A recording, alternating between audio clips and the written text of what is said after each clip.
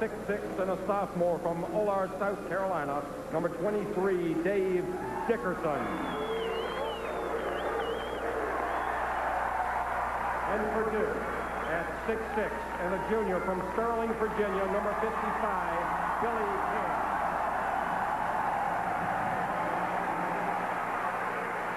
For Maryland, at 6'6", and a freshman from Hyattsville, Maryland, number 44, Steve Hood.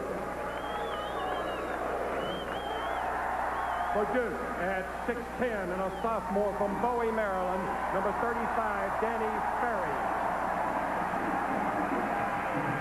At center for Maryland, at 6'7", and a junior from Temple Hills, Maryland, number 33, Derek Lewis.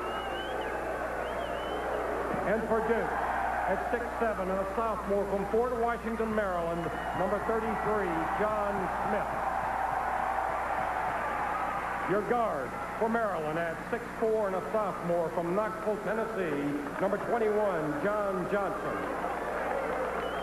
For the Blue Devils at 6'3", and a sophomore from Mercer Island, Washington, number 14, Quinn Snyder. And for the Terrapins, at 6'1", and a freshman from Hammond, Indiana, number 11, Tayon McCoy. And for Duke, at 6 feet, and a senior from Falls Church, Virginia, number 4, Tommy Amaker.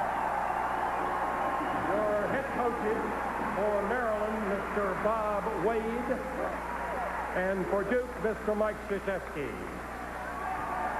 Your officials. You see the two coaches visiting with each other right there. You saw the two coaches visiting right there, Mike Krzyzewski and Bob Wade, and we'll take a look at the officials who worked this contest this afternoon. Joe Forte, Jerry Donaghy, and Stanley Rote. All smiles at the moment. It's been an emotional roller coaster ride for Mike Krzyzewski this week. Not happy with the way his ball club played in a 3-point win over Stetson Monday, but all smiles after their win against Virginia in their last outing. With Dan Bonner, Marty Brenneman, we're at Cameron Indoor Stadium, and we are set to go as the Blue Devils, 18-4, go against the 6-10 Maryland Terrapins. Dickerson, Hood, Lewis up front with Johnson and McCoy in the Maryland backcourt against Billy King, John Smith, and Danny Ferry, Quinn Snyder, and Tommy Amaker, the two guards for Coach Mike Krzyzewski's Duke Blue Devils. And how Johnson and McCoy are able to handle the Duke pressure that doled out by Snyder and Amaker is going to have a lot to say about whether we have a good basketball game today or not. It was a blowout on January 14th at College Park, 85-61 Duke, and the Blue Devils with Quinn Snyder run down the opening tip here at Cameron Indoor Stadium. Maryland matches up in a man-to-man. Tommy Amaker, who handled the ball more against Virginia than he had in a while. And Duke turned it over only 13 times in that 14-point win. They kick it back to King. They find Tommy Amaker for the three-point attempt, and the rebound controlled by South Carolina native Dave Dickerson. Pretty good defense on the inside by the University of Maryland. You saw Duke get the ball to Danny Ferry early. That matchup, he and Derek Lewis, should be one to watch as well. John Johnson wanted to take Snyder one-on-one, could not do it. Ball taken away. Marty, we talked about how they would react to the pressure, and John Johnson did not react well that time at all. Ferry roams along the baseline to get it, finds Smith open inside, and Duke, as John Smith gets the roll, takes the 2-0 lead. John Smith has become an excellent offensive player on the inside for the Duke Blue Devils. Dan, we saw him get 28 in that overtime victory over Clemson a couple of weeks ago, and I'll tell you, if he comes out smoking, he is one of the streakier shooters in the Atlantic Coast Conference, and on a good day, he can flat fill it up. Lewis had it knocked away, but recovered. Off-balance jump shot and good body control by Derek Lewis. Despite the foul, he almost got it to drop, and he'll be on the line for a couple of shots. It was good body control, but something that's very interesting, while Derek Lewis appears to be a rather slightly built individual, he showed you some very good strength on that occasion, getting that ball up. Quinn Snyder got him pretty good across the arms, but he nearly made that shot. Lewis having just an outstanding season, 19 points per game he's averaging, 70.5% free throw shooter. It's a trite expression in this world of sport, but when you say Derek Lewis can do it all, you're not too far off. Well, as we said, he's a tremendous shot blocker. At 6'6", he's the leading rebounder in a league that includes people like Horace Grant and Danny Ferry. The shot misses for the tie, and speaking of Mr. Ferry, he's there to claim the Duke rebound. Been a rough go of it for the Terps away from College Park. 6 losses in 7 games. Quinn Snyder to Danny Ferry for the turnaround. And Smith battles, rebounds, misses a follow shot. Traveling violation, yes, against Dave Dickerson, and Duke will keep it at their end. Marty, you might say that that's a tough break for the University of Maryland, but what actually caused that situation is John Johnson did not get a body on John Smith. And Smith was able to get to the basket for the rebound, and that's what started that whole mess for the Terrapins. Quinn Snyder, a sophomore, sets it up out front. Maryland now in a 2-3 zone on the inbounds play underneath. Very looking low. King kicks it back outside. Snyder left open. And they're going to get Ferry for a push-off inside. He pushed off against Dickerson to get the Duke rebound. The official right on top of it and made the appropriate call. Danny Ferry is one of the more physical players in the league. As you get a look there and see that the Duke Blue Devils have been successful in recent history against the University of Maryland. On the drive, Tion McCoy. Now Derek Lewis. Let's see his outside shooting ability. And Tommy Amaker, the little guy for Duke, is there with the ball. Possibly a little outside Lewis's range. Ferry will make the jumper. One step closer, and it's up and in. Duke got the ball down the court very quickly. Maryland got back, but they weren't really ready to play. Very good decision upon the part of Danny Ferry to get himself ready. So Maryland got caught in the transition game, and Ferry's hoop gives Duke a 3-point lead. Johnson whipping King, goes to the hoop, and a good drive by the sophomore from Knoxville, Tennessee, John Johnson. Very aggressive move by Johnson. Found himself matched up out front against the taller Billy King and used some quickness to get by. Duke going inside to Ferry with regularity. The kick out to Amaker, right back to Ferry, who draws the crowd and needs some help. All alone, Snyder got his man airborne. Got Smith with the turnaround. Duke leads by 3, 6-3. Duke made some very good decisions, Marty. They passed the ball to the open man. That was a pretty good display of movement with the ball on offense. Now, somebody's got to give McCoy some help there. Dickerson does, but McCoy can't get caught just dribbling the ball against Amaker. Good in traffic. Line drive jump shot by the freshman, and Derek Lewis gets position inside and records his first basket. Maryland's going to come out with a press. And, Marty, one thing that we've seen already in this game is Duke on offense has moved the ball, and everybody has handled it just about every time up the court. Great pass by Ferry. Derek Lewis got him to avoid the jam, but Smith will shoot a couple. And the point, here we'll get a chance to see Duke attacking very well. Danny Ferry's an excellent passer, particularly in this kind of a situation. Kicks the ball down to John Smith, who gets fouled by Derek Lewis. But the point I was making is that Maryland on their offensive end, the guy who gets the ball, dribbles it around a little bit and shoots the ball. They're not really passing it around and involving everybody in the offense each time down the court, where Duke is, and eventually that's going to tell a toll on Maryland. A rare miss by John Smith. He's the guy that Duke likes to see at the free throw line, especially of late. He has, over the last 11 games, been shooting over 90%, 90.3 to be exact. This one he buried.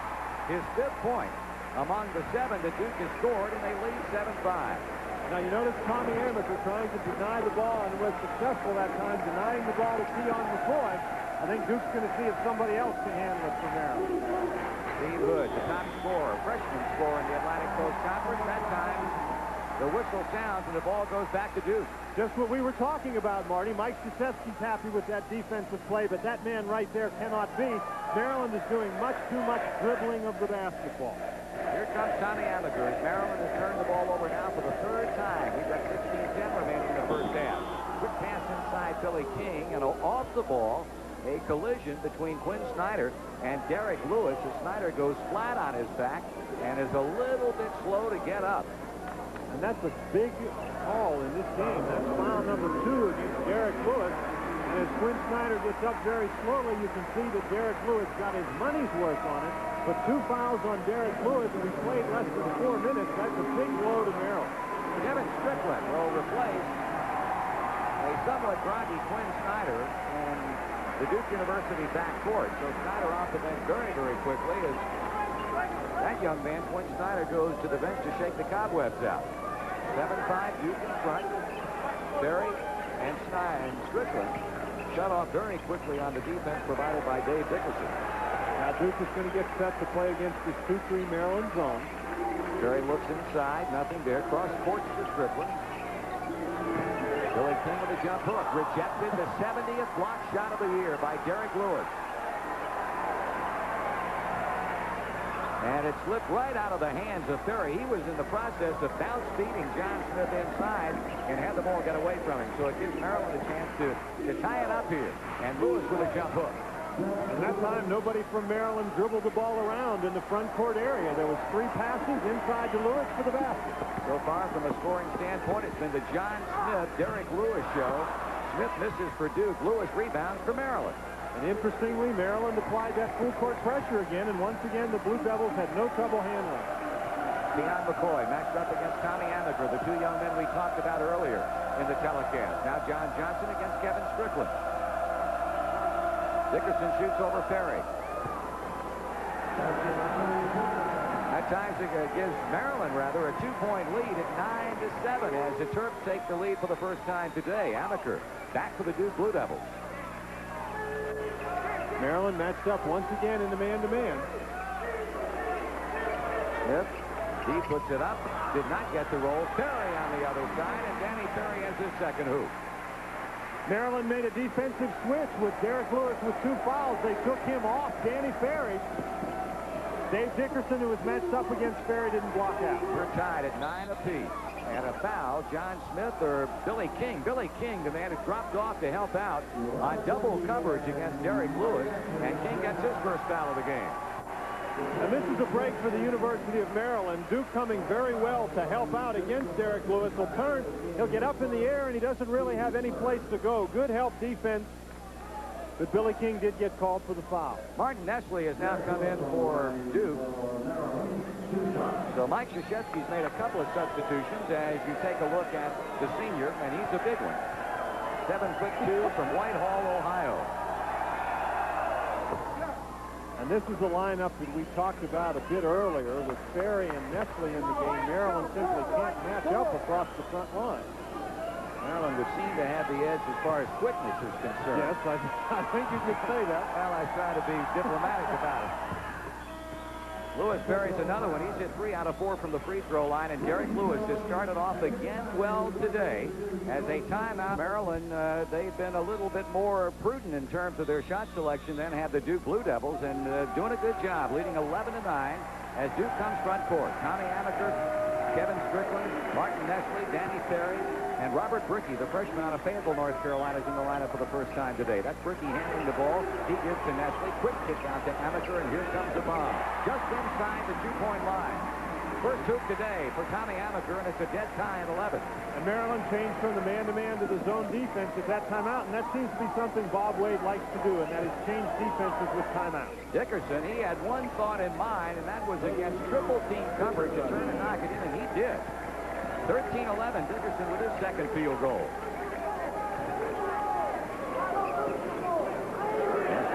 He had the shot and didn't even look for it. He never turned around to the basket. You're right, Marty. That's another 2-point goal by Amaker. But Nestle's got to make himself a threat inside or they won't guard him. As a matter of fact, they barely guarded him that time. Duke lucky they got the good hit from outside by Amaker. Here's McCoy penetrating. And the pass stolen by Kevin Strickland. If McCoy's going to go in there, Marty, I believe either he's going to have to shoot the ball or one of his teammates is going to have to get in a position where McCoy can throw him the ball. Too strong for Brickey to handle.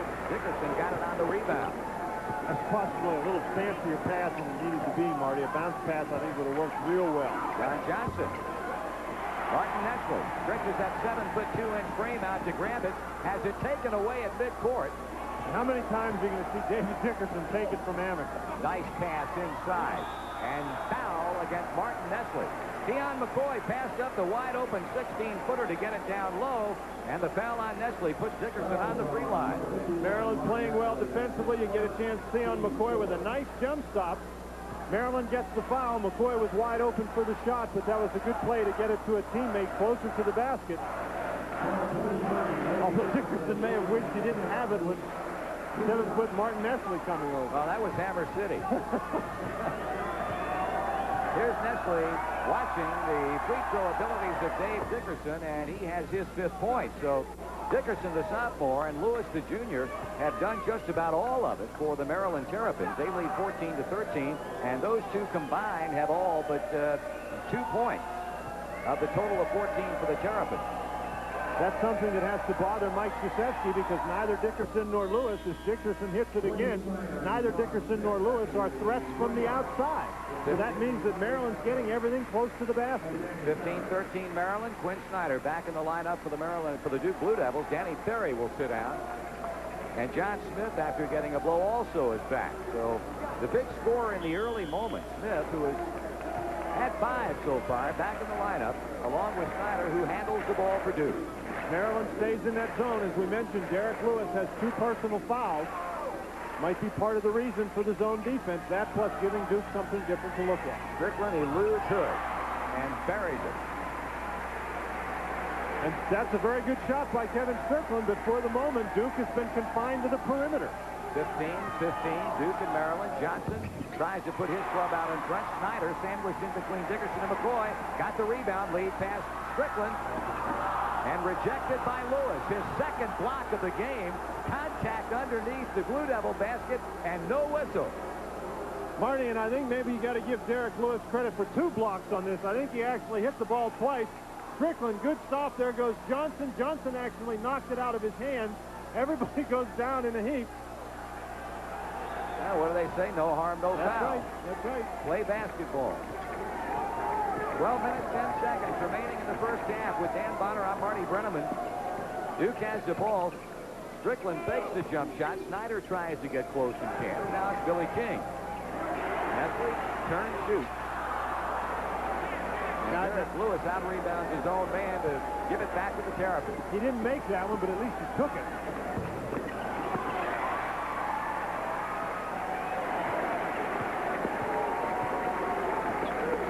Maryland trying to play the transition game. Goaltending that time. He's already had 2 clean blocks today. You don't count the goaltend as a block shot. Nevertheless, 71 on the year. And credit John Smith with a basket. Timeout. 11:39 remaining in the first half. And the Blue Devils lead the Terrapins 17-15. Only 17 games old unless you go after a lot. So Derek Lewis gets called for the goaltend, and I think that play right there illustrated how difficult a call that is.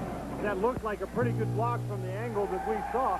Duke out rebounding Maryland 9-4, but the one thing you can say about Derek Lewis is he's going after everyone in there. And the thing that is impressive about him, and I know that you've heard it ad infinitum, the key thing about blocking shots is to block them and, if at all possible, keep them in play. And he has been able to do that at least today on the 2 blocks that he's had. Theon McCoy penetrating down inside and getting his teammate David Dickerson in some trouble. That's twice now that McCoy has gone in there and Maryland has turned the ball over. McCoy's got to be more careful about that. Danny Ferry left open from 17 feet away, and it drops straight through, and Ferry has 6 points. And after the timeout, Maryland goes back to the man-to-man defense. Duke up by 4, 19-15. Tommy Amaker's out for a little West rest, and now Snyder will try his luck against the court. In the corner, that's Steve Hood. He drives by Strickland, puts up an acrobatic shot. Out with the ball, Strickland comes quickly for Duke.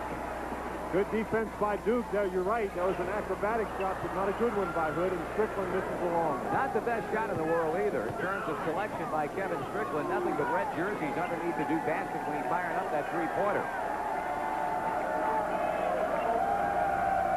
Maryland trying to get set against the Duke man-to-man defense. You can see Johnson holding up his fingers, calling the play. And Maryland being very, very patient. The lead pass inside. All Billy King could do was foul as Dickerson had eyes for the hoop. Good patience by Maryland against the Duke defense. Derek Lewis is going to catch the ball up by the foul line. John Smith does not give him a great deal of pressure. He has time to find Dickerson inside, who draws the foul. Amaker back, replacing Kevin Strickland. We got our first look of the day at Greg Nard, the sophomore from Wilmington, Ohio, for the University of Maryland.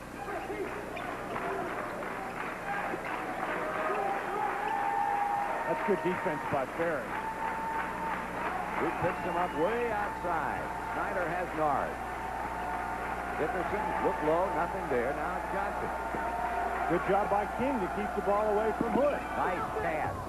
Fine pass by Derek Lewis to the breaking Nard along the baseline. And once again, Maryland shows us some pretty good patience on offense. And Marty, I haven't seen Maryland in a couple of weeks, but they're a much improved team over the last time we saw them a few weeks ago in Clemson. No question, Dan. I had them last Sunday afternoon. They lost in a close one down at Georgia Tech. They played very well that day, and obviously played very well against Clemson in the one-point loss in their last game on Wednesday night. In fact, Flip Ellis personally went into the Maryland dressing room after the game to congratulate the Terrapin basketball team as Dickerson scores in heavy traffic and said they played against Clemson better than anybody has played against them all season long.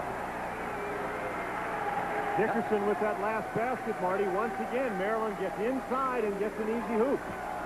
Terps have scored 4 unanswered points, and as the ball hit, apparently, certainly did, and that'll give it right back to Maryland with a chance to take the lead. Mala Abdelnabi in the lineup now for Duke, and you will see Duke substitute far more frequently in this game than will Maryland. One of the big shortcomings for Bob Wade, very little depth off that bench, while Mike Krzyzewski has the luxury of a number of folks he can bring on to play well. We see Abdelnabi's going to try his hand against Derek Lewis. We'll see if Maryland tries to exploit that. That might be a no-win situation. Here's a drive by Hood, or Johnson. He stops and pops, and Steve Hood got the basket and makes it 21-19 Maryland. Hood did a nice job getting his head and shoulders past Billy King, and once he did that, there wasn't a thing that King could do. 8 minutes and 45 seconds to go in the half. Danny Perry found himself wide open.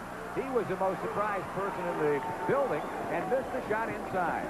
Well, if you're a big guy and you catch the ball there, Marty, you have to look at the basket. You can't be looking for somebody outside. Hood misses this time down, but he picked up the foul at the expense of Danny Perry, and for Perry, that's his second. Steve Hood showed some excellent athletic ability to avoid the charge. Danny Perry gets in good position here, but Steve Hood is going to be able to jump to the side and just brush against Perry, where it looked like he was going to get a charge for sure. He did a nice job avoiding it. Terps have scored 6 in a row, and Hood goes to the free throw line.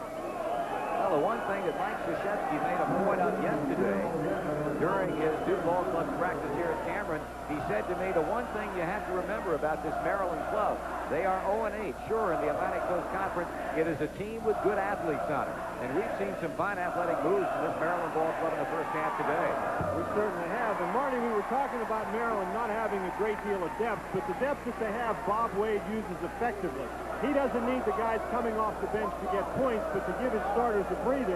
Phil Nevin, number 50 in the game, to give Derek Lewis a breather. Greg Nard, number 22 in the game, to give Keon McCoy a breather. And that's the key thing for Maryland. Their guys have to produce only minutes, quality minutes, but they don't need to score a lot of points when they're in the game. 22-19, Maryland by 3. 8 minutes, 24 seconds to go in the half.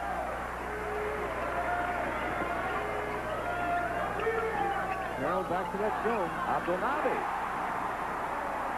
There you see what a big guy can do, Marty, if he's going to turn to the basket when he catches the ball. Here's Dickerson shut off on the end line by Danny Ferry. So Duke gets some offense off the bench from Mala Abdelnabi, who was widely recruited after a fine senior year last year at Bloomfield High School in New Jersey. Phil Nevin. Nevin does not look very comfortable with the basketball. I don't think Bob Wade wants him handling the ball too much against a fine defensive team like this Duke club. And Duke is giving you a clinic in defense. And that's just a great play by Dickerson. He is giving us a clinic in how to shoot the basketball. Dave Dickerson with 10 points. And Maryland again leads by 3 at 24-21. And Dickerson's only averaging 7 points a game. Billy King, Phil Nevin, and now Greg Nard. He passed to Dickerson. Curry got back very quickly to shut him off. Johnson took that stutter step, and that's a travel. Bob Wade has to be disappointed by that because that transition game is something that he would really like to see his Terrapins perform well. Time remaining on the timeout, 7 minutes and 16 seconds here in the first half, with Maryland sporting a 3-point lead, 24-21. We'll be back after these words from Budweiser.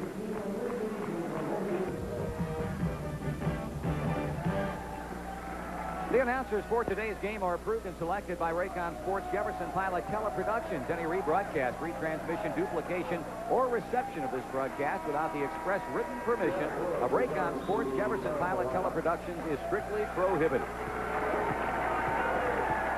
Maryland, obviously, the better of it in that vital department, and they, of course, have the lead by 3 points.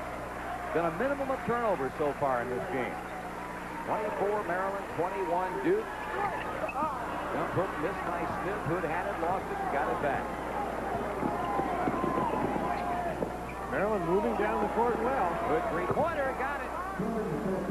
I'll tell you, you can almost see Maryland exuding confidence, or at least a heck of a lot more than they showed early on in the ACC season. That's the truth, Marty. Maryland's out there. It doesn't make any difference to them that they lost by 24 points to Duke before. They're playing very, very well. Travel against Billy King. So with a 6-point lead and the ball, everything going right at the moment for the men of Bob Wade.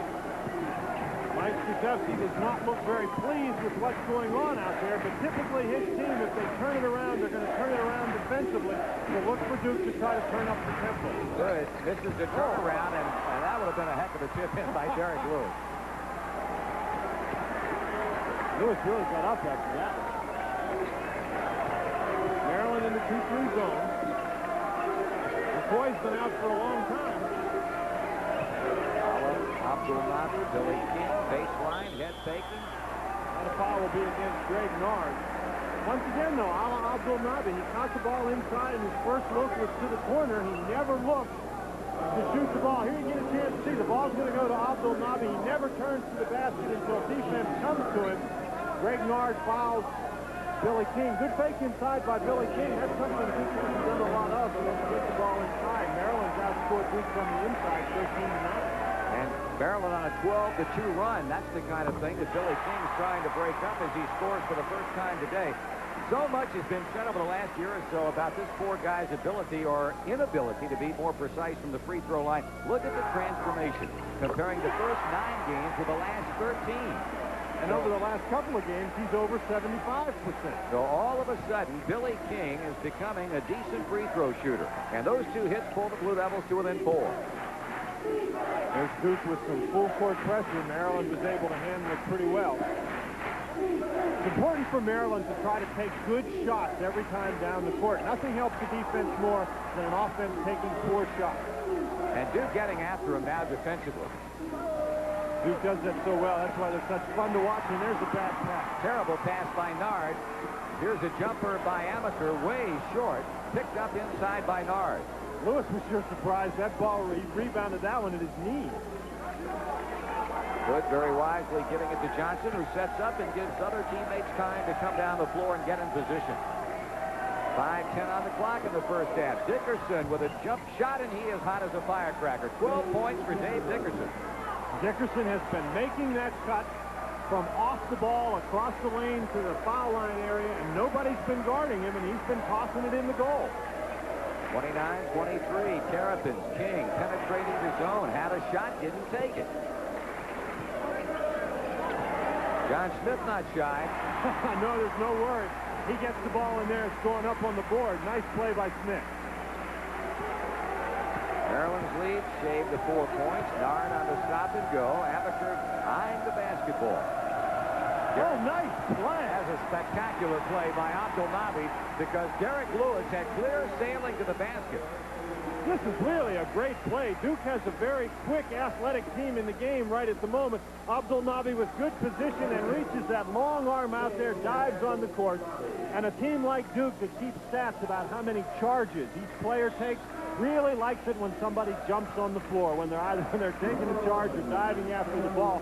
So you know that play will be warmly received by Mike Krzyzewski. I would imagine that growing up in New Jersey and with a name like Ala Abdul-Nabi, he had to play aggressively. Well, that's right.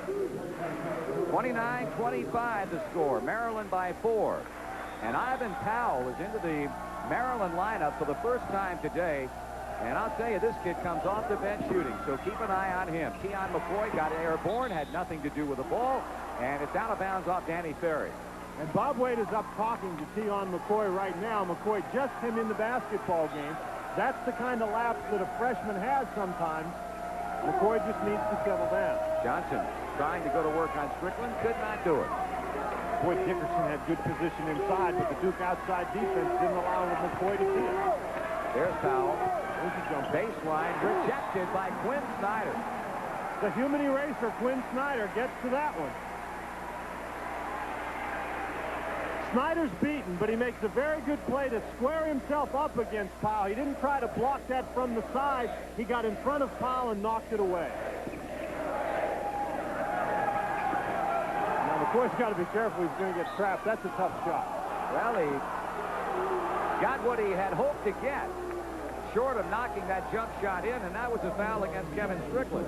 This is a bad foul for Strickland. The committee commits it, as you see in that play right there, by moving underneath Steve Hood. That was a tough shot. A turnaround jumper from about 18 feet with somebody right in your face is a shot that Duke would normally love an opponent to take. You're looking at Andre Reyes, a 6'11 freshman out of Manning, South Carolina. So Bob Wade obviously doesn't know he doesn't have a very deep. No, I was getting ready maybe to ought to say. go tell him.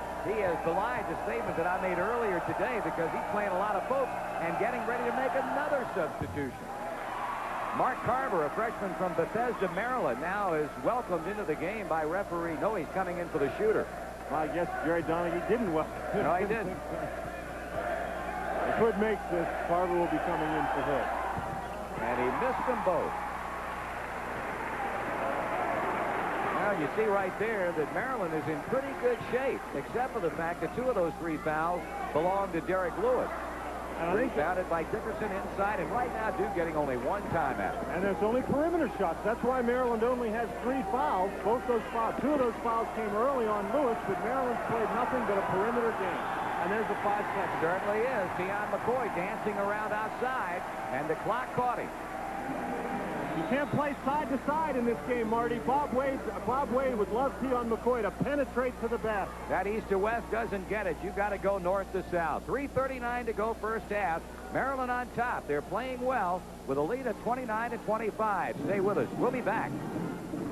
Before it started, a lot of empty seats, but they are few and far between now. Marty, I was in the hotel this morning, and I heard a fellow say he was going over to see the game, and Duke would just blow Maryland out, but that nothing even close to that has happened. Well, they're going at it tooth and nail, and Joe Forte spots something, apparently a 3-second violation against Duke. John Smith sallied in there a little bit too long. Maryland going back to that zone, and the Terrapins have done a very effective job switching between the 2-3 zone and the man-to-man defense. 3 minutes and 20 seconds to go in the half. Tion McCoy gives it up to Ivan Powell. Dave Dickerson looking inside to Derek Lewis, who's been pretty effectively shut off of late. In and out on the long jumper by McCoy, and that's John Smith.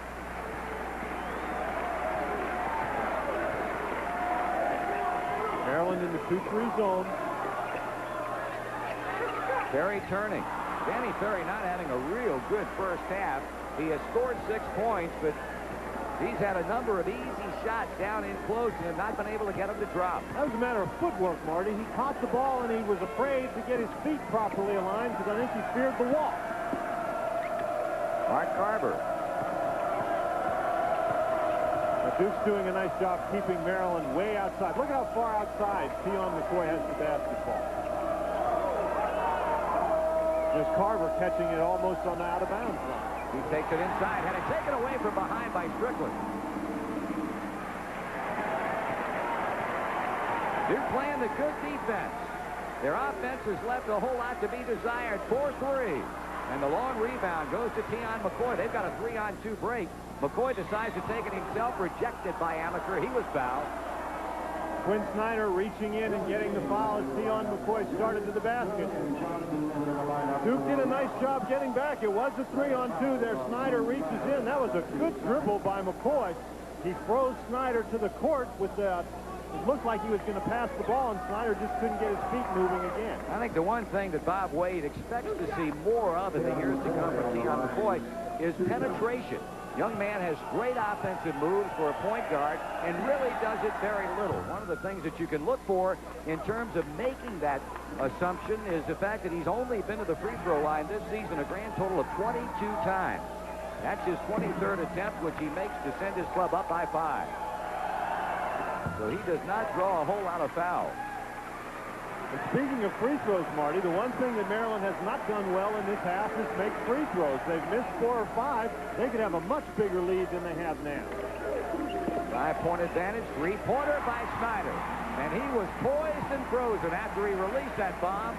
And just like that, the Blue Devils are down by a deuce. Duke staying in the man-to-man. You can see Amaker picking McCoy up a long time before McCoy got to half court.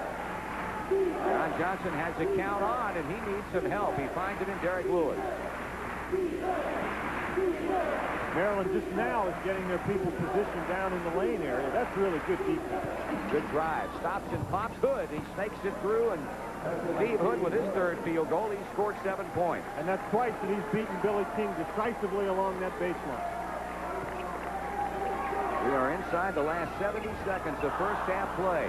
Danny Ferry battling 2 Maryland players, and Lewis comes out a winner. And I'm really surprised, Marty, that Duke is not forcing the ball down inside, particularly attacking Derek Lewis with 2 fouls. And we've really not seen a whole lot of backcourt pressure applied by the Duke Blue Devils, possibly because of the respect they have for Tion McCoy and his ability to beat pressure and get the ball up the floor. Ooh. Nice spin move by Dave Dickerson. He just left John Smith standing there, and Danny Ferry came over and helped out. So Duke looked like they were in pretty good position, but Dickerson converted that shot very well. After the three-pointer by Snyder got Duke to within 2. Maryland has run off 4 in a row, and now with the shot clocks off, the Blue Devils are trying to play for the final shot. I think the Duke Blue Devils are going to hear about this at halftime, Marty. They've not played very hard, it seems, in the first half on offense. Dumb foul right there by Tion McCoy, or was it? They've got fouls to waste. Only the 4th team foul against Maryland. In that particular situation, Marty, I think if you're going to foul somebody, you've got to do it a little closer to the basket. If nothing else, Maryland able to interrupt Duke's offensive play and force them to inbounds the ball now with 11 seconds to go. And you're right, if you're talking about the strategy, Marty, that's obviously what Maryland's trying to do, is use the rest of those fouls to prevent Duke from getting off a real good shot. And they foul Amaker, I think, before he went into the act of shooting. Now, this is interesting. I'll see how Duke reacts to this particular situation. Many times the team will hurry and take a shot, trying to get it off before you get fouled. Now they've got 8 seconds remaining, and they still have a foul to waste. Kevin Strickland, he's fouled by John Johnson, and the clock now shows 6 seconds. So they can't waste another one. That's it. Their full complement of 6 here in the half. All this started with 11 seconds on the clock. Maryland has committed 3 fouls, and now they've got to stand by and not intentionally commit one. Let's see how successful Duke is in getting the shot up. Snyder throws up a long one, and the rebound controlled by Nard, and the horn sound. Well, this is a halftime score that's going to raise a lot of eyebrows around the country. Those fans of college basketball. Halftime here at Cameron Indoor Stadium, and Maryland has been impressive. They lead 34-28. Dan, what do you glean from those numbers? Well, the first thing is the field goal percentage, Marty. Maryland shooting the ball very well, and as we said, I think that's because they've been getting it inside. The Duke Blue Devils only took 12 of 32. Duke has more shots, but they've been perimeter shots. Free throws, again, Maryland could have done much better making more of those in the first half, but getting the free throws means they're going inside. 9 Maryland turnovers, but as we said, it doesn't help if you turn the ball over unless you're going to convert it into something, and Duke has only scored 4 points as a result of those 9 turnovers. Individually, the folks who have made it happen. Dave Dickerson, a big first half. Steve Hood, Derek Lewis, John Smith came out of the gate smoking. He has 9 to lead the Duke Blue Devils, followed by Ferry and Amaker. Second half has started. Tion McCoy had it knocked away, recovers, and goes to work on Tommy Amaker again. They kick it inside, loose ball, and let's see which way the arrow's pointing. On alternate possessions, Duke gets it. Duke showed good defense the first time out of the gate there in the second half, Marty. Tion McCoy did not make a good pass inside, but I think you have to give some credit to the Duke defense for that play. So Duke gets a chance to cut into this 6-point deficit. Danny Ferry from 15, rebounded by Derek Lewis. He went right up between John Smith and Billy King to pick it off. Maryland opened the second half in the 2-3 zone. Dickerson already drawing more attention than he did for most of the first half as Perry came out and picked him up. You can see Amaker trying to deny the ball to Keon McCoy. There's Steve Hood right to the hole, and the Maryland lead goes to 8 at 36-28. And Steve Hood has given Billy King everything that Billy King wants today. He's beaten him 3 or 4 times to the hoop. Perry will try again, just inside the three-point arc. 8-point game for Danny Perry, 36-30. This one a far cry from the 85-61 Duke victory on January 14th at College Park. McCoy trying to draw the charge, but good footwork by Amaker avoids it. John Smith, Perry for 3. Lewis lost it. Smith hooks it in. That's a break for the Duke Blue Devils. Billy King battling Derek Lewis for the ball, and as you said, Marty, Lewis couldn't control it. Smith was in the right place at the right time. Timeout, Maryland. And I think a wise timeout on the part of that man, Bob Wade. He wants to keep this thing from turning into a circle the wagon situation. 18:21 remaining in the game. Duke has scored 4 unanswered points. They still trail the Terps 36-32. The Duke fans sensing a run here by their basketball team as the Blue Devils have scored 4 straight points, and they cut the deficit to 4 at 36-32. Bob Wade called a very quick timeout to regroup, and now here comes Maryland again. And this is a big possession for the Terrapins. These fans are really back into the ball game, and this place will explode if Duke's able to get a steal here. Pass inside. Lewis had it slapped away, but recovered and puts it back in the hands of the freshman McCoy. Man-to-man defense by Duke. Nice pass inside. Dickerson threaded the needle with that pass to Lewis. And that quieted the crowd. Excellent offensive series by the Maryland Terrapins. A 9-point game for Derek Lewis. The lead goes back to 6. Maryland 38-32. Maryland in that 2-3 zone. Snyder had 3-point ideas and now makes a nice pass to John Smith for the slam. Maryland's playing very loosely in that 2-3 zone, Marty. Good job by Duke to get the ball in close. 13 for the sophomore from Fort Washington, Maryland. And Amaker's really doing a heck of a number on Keon McCoy. McCoy just can't shake it. Well, he penetrates. And he walks. And he walks. He made a pretty good spin move. He made a pretty Tommy Amaker, but then he traveled in traffic. He made a pretty good spin move, but you can't go jumping around with the basketball. No, they don't allow that. Credit that to Amaker. Amaker can really get all over you defensively. And McCoy comes out and Greg Nard in. Now you hear the crowd in the background. They're pumped now. 17 minutes remaining. A 4-point game. Billy King tries to make it 2. Lewis got that one. Lewis tipped that ball on its way up. Good defensive play by Derek Lewis. Credit Lewis with a 3rd block in the game and 72 on the year.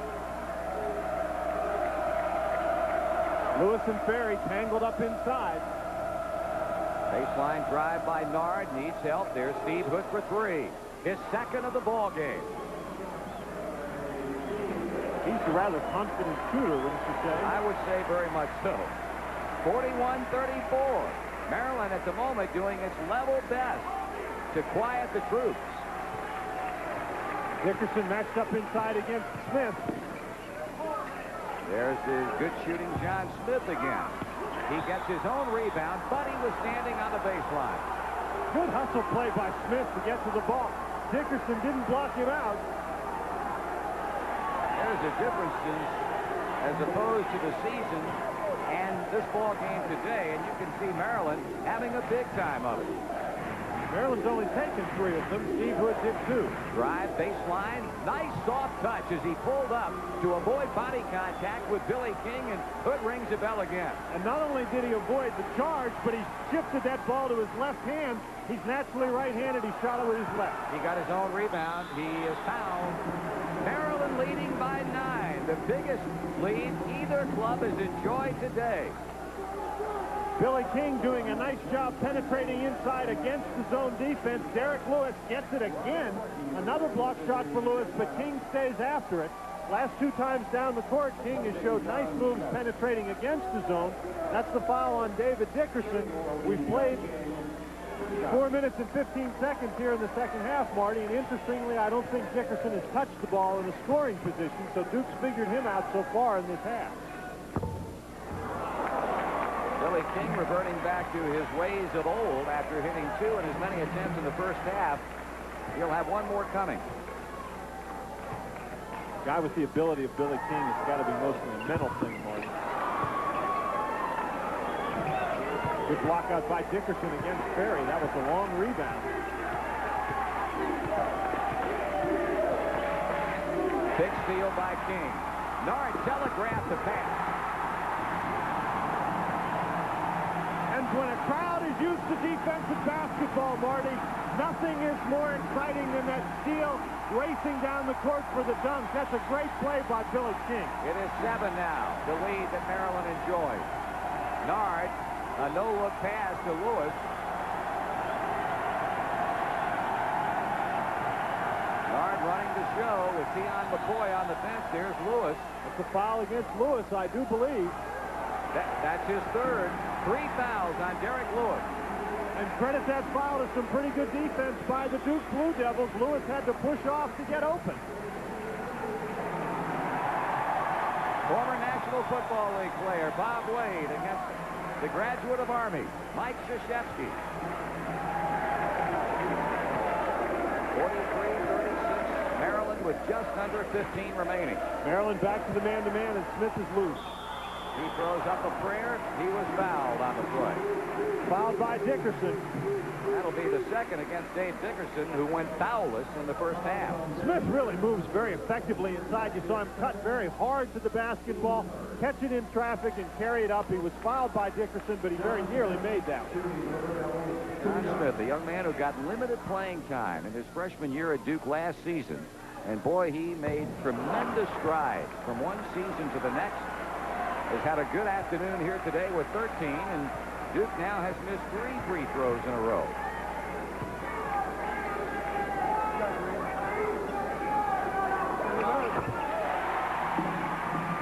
And those free throws are big ones, Marty. It's very tough to try to come back in a game if you're going to get 3 tosses and miss them.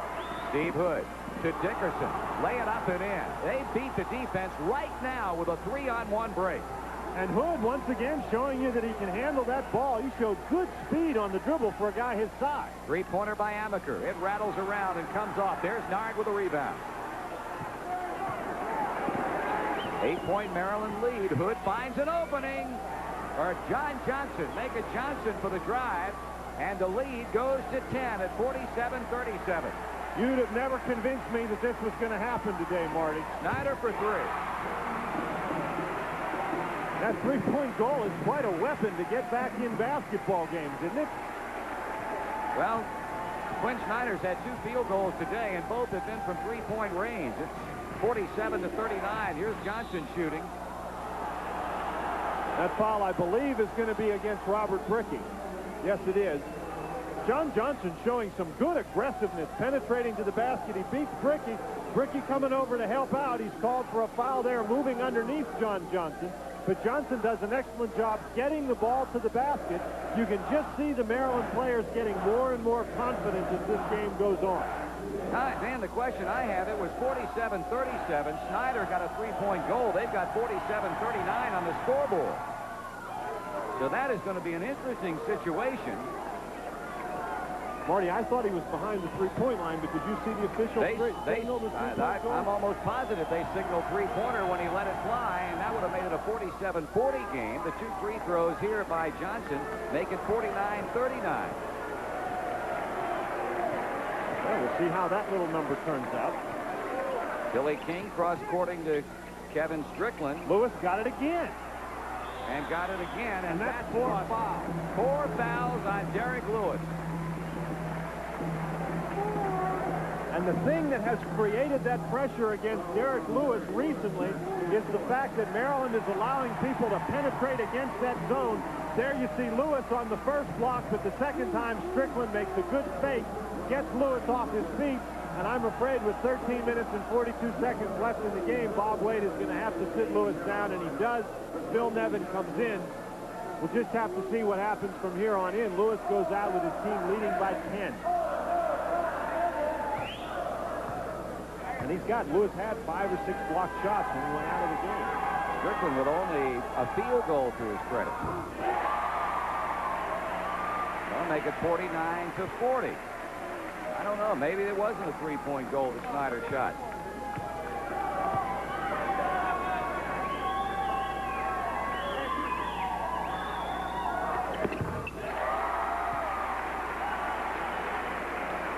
Duke now is going to come with some pressure. They're going to really go on the attack now that the Maryland Star is seated on the bench with those 4 fouls. Well, they went out with 13-42, and his club leading by 10.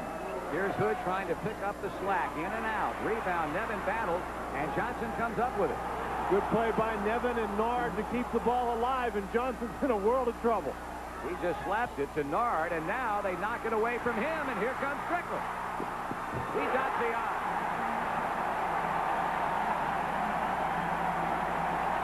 It might be wise for another timeout, although Bob Wade will let him play as the 10-point advantage has been cut to 6. And he wants some motion in that offense. Look at Duke swarming around the basketball. And Nevin with an offensive foul. That's a pretty good defensive display by the Duke Blue Devils. They're going right for the kill. Lewis sat down. There you can see Bob Wade signaling the timeout. Now the timeout comes. After Maryland went up by 10 points, it's time to go back to school with Bob Wade acting as the teacher. 12:52 remaining, 49-43 Maryland. We'll be back after these words from Budweiser. Beginning February 28th, Cumberland County Memorial Arena in Fayetteville. For tournament ticket information, call 919-484-0161. 12 minutes, 52 seconds remaining here at Duke University, and it's a 49-43 ball game. Maryland on top, but Duke again showing signs of making a concerted run.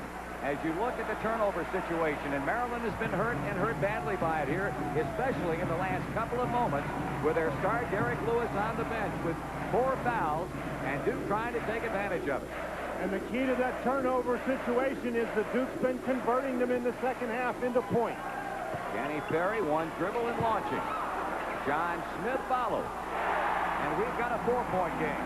Now, Maryland has gone with a very small lineup, basically 3 guards, Johnson, Nard, and McCoy in the game at the same time, along with Dickerson and Hood. And that time, Duke was able to take advantage inside and get the second shot. Maryland needs a hoop in the worst sort of way.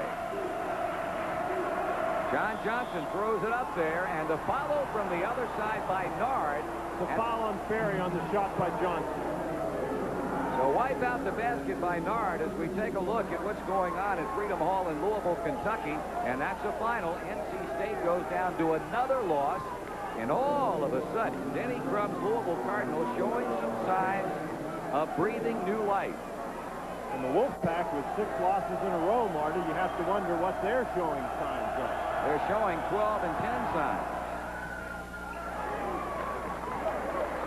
Those games against top-rated teams outside the league are all well and good if you're going to win some of them, but North Carolina State in a little bit of a downstretch now. But over the last few years, the Wolfpack has shown the ability to right themselves and play well at the end. Johnson has hit 4 consecutive free throws here in the second half. His club needed him. It is 51-45 Terps. Now, Maryland, with that small, quick team in the game, is going to try some full-court pressure. They've got John Smith open. He's now checked. He gets it off. The chip's no good. The rebound rolling off the foot of Smith. It looked like it went off of Hood. But Jerry Donaghy said Maryland ball. John Smith takes a tough shot. That's a good job by Maryland getting back. Smith is going to get the tip. The ball's going to come down. It's hard to see who it went off, but Jerry Donaghy was right on top of the play. Maryland going with John Johnson, Greg Nard, Keon McCoy, Dave Dickerson, and Steve Hood. As Dan Bonner pointed out, it's indeed a small lineup. Nard delivers it inside, and Hood has his shot rejected. Good block by John Smith. A very, very tough shot by Steve Hood. Strickland for 3. And here comes Duke. You get a sense, Marty, that the Duke team, as well as the Duke crowd, just expects the Blue Devils to come back into this game, and that's the way that they're playing. 51-48. Hood He got it off and knocked it in and had a hand in his face. Quinn Snyder was all over it. Maryland hanging tough. Steve Hood in particular has had a very good second half. 11-10 remaining. Three-pointer. Misses this time by Snyder. King there for the ball. No, it did not fall, and Strickland runs it down. Maryland's really having some trouble on the defensive board with that lineup. Good pass by Amaker. Now Billy King upset over his inability to put it in. He was fouled. He put it on the floor, took it back up, and was fouled on the play. You see Derek Dickerson very upset there. Tommy Amaker getting it inside, and once again with that small lineup that Maryland has been forced to play, they've had a difficult time handling the inside game. King got fouled on the shot. Now, which Billy King will we see this time? We saw Billy King hit 2 in a row in the first half. We have seen him miss 2 straight here in the second. We see the former rather than the latter. Now the Duke is getting the ball inside effectively. They're going to get more chances at the free throw line, so it's important that they convert. Missed free throws can really break the back of a comeback. 53-50. Pressure by Duke. Now I think McCoy would be wise to let somebody else bring it up the court. Let Johnson bring it up against Kevin Strickland. Johnson can't pick it up there, though. Somebody's got to go to the ball. Here's Dickerson. He double dribble. Good call by Stan Roach.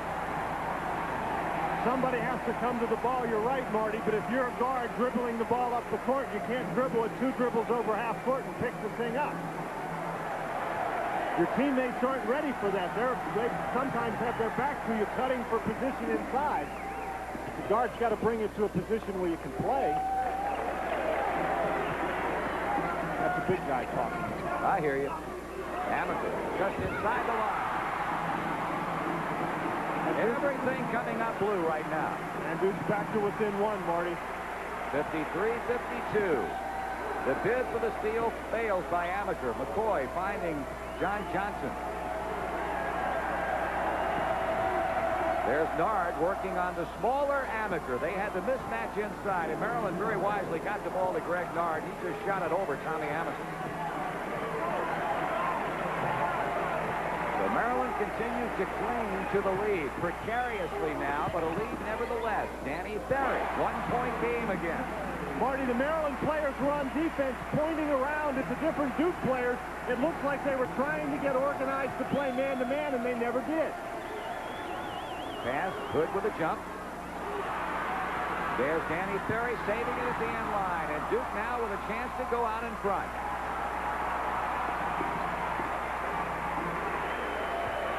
Maryland still doesn't know what they're playing on defense. Now they're in a man-to-man. Well, I'll tell you one thing. Every time Strickland gets that ball outside that three-point arc, he's looking for shot first and pass second.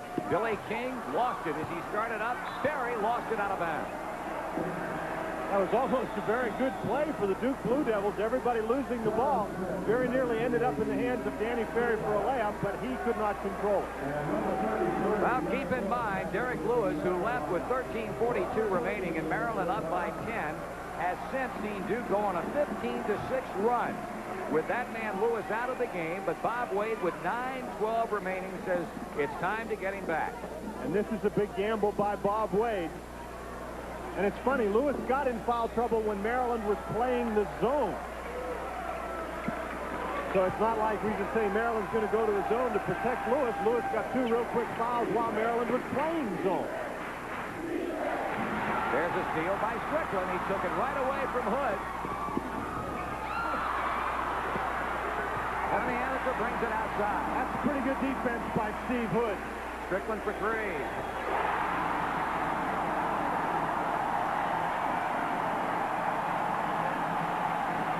The turnovers have had a boatload to do with this Duke comeback. 57-56. Duke takes a 1-point lead on the three-pointer by Strickland, and now a Duke foul at the other end.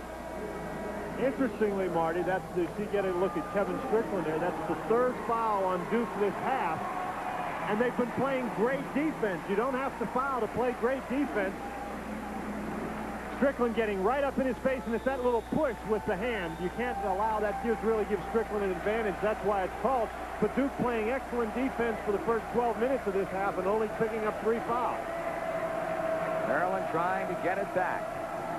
Nard checked on the end line. Lewis has it rejected and taken away by Billy King. Fine play. King turning the tables on Derek Lewis. Now, Maryland's got to have a good defensive series because Duke has been in the driver's seat for the last few minutes with an opportunity to go up 4 or with a 3-pointer 5. Alley-oop inside to freshman Robert Brickey. In this half, Maryland has been standing around in that zone, and there was a very clear illustration that time as the ball was just thrown over the top. Duke builds a lead to 4. Another takeaway. 3-on-1 break. Amaker, Strickland. And a foul was called as Tommy Amaker delivered the basketball to the cutting Kevin Strickland. Greg Nard got it. Nard really did not have very much choice. It was a 3-on-1 situation.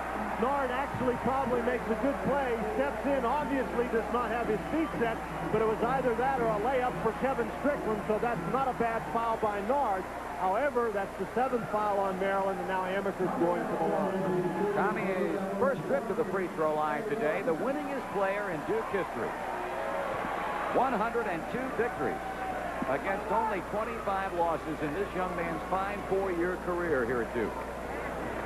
Also recently went over the 1,000-point mark. He's a 27th scorer all-time in Duke history. John Smith, they didn't block him out. Derek Lewis very slow getting into the lane. I wonder if Lewis thought it was a 2-shot foul instead of a 1-and-1. John Smith has 18. And Amaker's all over Nard. Here's Lewis, and pretty good foul by John Smith. Only, well, that's the first he's committed today, and Derek Lewis was on his way to the races. Look at that defense by Amaker. Smith draws the foul right there. You can see Smith's not happy with the call.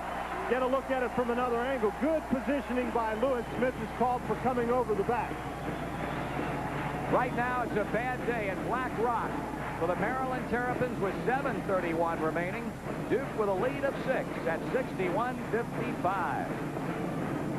Baycom Sports and Jefferson Pilot Teleproduction. In situations involving block shots, Marty, Derek Lewis tends to be the blocker, not the blockee. But in this particular situation, you can see Billy King getting a great block and recovering the ball. That's some super defensive play. This is an important stat. That means Maryland's had 9 turnovers this half, 18 for the game. But at halftime, Duke had only converted those 9 turnovers to 4 points. So they've gotten 15 points off 2 Maryland turnovers in this half. Steve Hood drives one in from downtown. He is enjoying a 19-point afternoon. And it's a 4-point game. Duke 61, Maryland 57. Just as Duke turned the game around defensively, Marty, Maryland's got to put a dent in this Duke run with some defensive effort on their side of the court. Billy King dancing outside against the defense of Steve Hood. Long jumper goes, and that is up to 3-point variety. Tommy Amaker. Duke has come on like a strong wind, Marty. They're threatening to blow Maryland out of here now. What was a 10-point deficit is now a 7-point Duke lead. Maryland will keep it. Derek Lewis, really, aside from his defense and his block shots today, has not been an offensive factor. Danny Ferry comes back in for Duke, replacing Robert Brickey. Lewis has scored only 9. Here's Nard for 3. John Smith with a bound and Steve Hood with a foul. Long shot by Greg Nard. I see Bob Wade shaking his head. I don't know that he wanted that shot in that situation. Steve Hood coming over the back of John Smith. Smith was in pretty good rebound position. The big problem for Duke, as you get another look at it, the big problem for Maryland now is each foul like that will result in Duke free throws. John Smith with 18 points. He's 2 out of 4 from the free throw line. He is 7 above his average on the season, and even 12 points a game.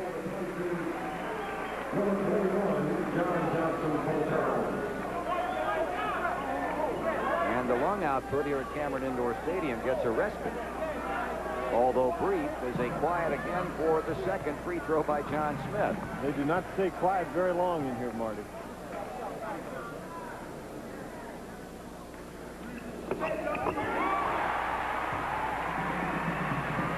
(66-57). Now 9. And a very poor inbounds pass that Steve Hood got away with. Ivan Powell. He's decked. The ball knocked out of bounds on the block, and Billy King hospitably helps him up off the floor. Ivan Powell, now he is in the game to shoot that three-point shot. You have Snyder and King coming over. Powell goes down, no foul call, but Maryland will get it out of bounds. That's what he's in the lineup for. His first points today to make it 66-59 with 6 minutes and 17 seconds remaining. Maryland stays in the man-to-man defense. They're going to have to put some pressure on Duke. Berry plays to Smith. He slides right by Dickerson. Didn't get the roll. Berry misses a follow. And Hood there with the ball.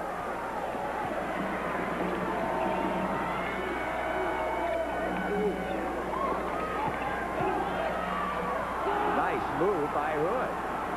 Little acting job there by Danny Berry, but incidental contact. Once you get yourself in there, Marty, and you commit to standing your ground, you have to fall down. Now, you would look kind of stupid just still standing there, wouldn't you? When the guy driving by you shooting the layup, that's for sure. Thank you. 66-61, 5.5 on the clock. King starts to penetrate. Stops, kicks it back outside. Amaker driving. Smith there. Smith is really putting on an offensive display. Maryland can't seem to do anything with him. 13 of his 22 points have come here in the second half.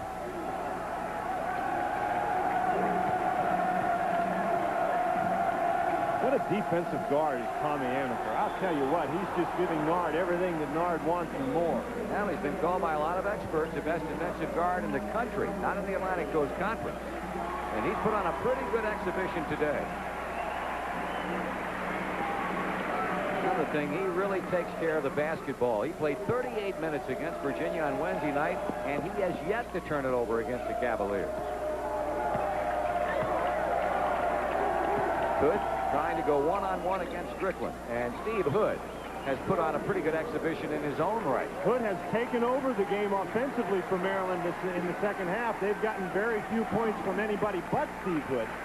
They were successful in the first half going inside to Dickerson and Lewis, but Duke has totally shut that off in the second half. Well, Hood has 23 for the game, and Dickerson has 1 field goal. After scoring 14 points in the first half, he's had 2 here in the second. 68-63, 4:25 on the clock. Amaker gets a screen, kicks it right back to Perry. In turn to King, and he puts it in. That was a funny-looking play, Marty, but Tommy Amaker created it with his great penetration. Duke moving to where they need to move on that offense and getting the ball in good scoring position. Well, the crowd thought that McCoy traveled. Lewis puts up the jump shot, way short, out of bounds off Dickerson. Not a good shot by Derek Lewis. I think you can sense a little frustration on his part. Maryland's still not out of the game. There's 4 minutes and 1 second left. Maryland is only down 7. And as we said, it's important that they pick up the tempo defensively to try to create some easy baskets on the offensive end.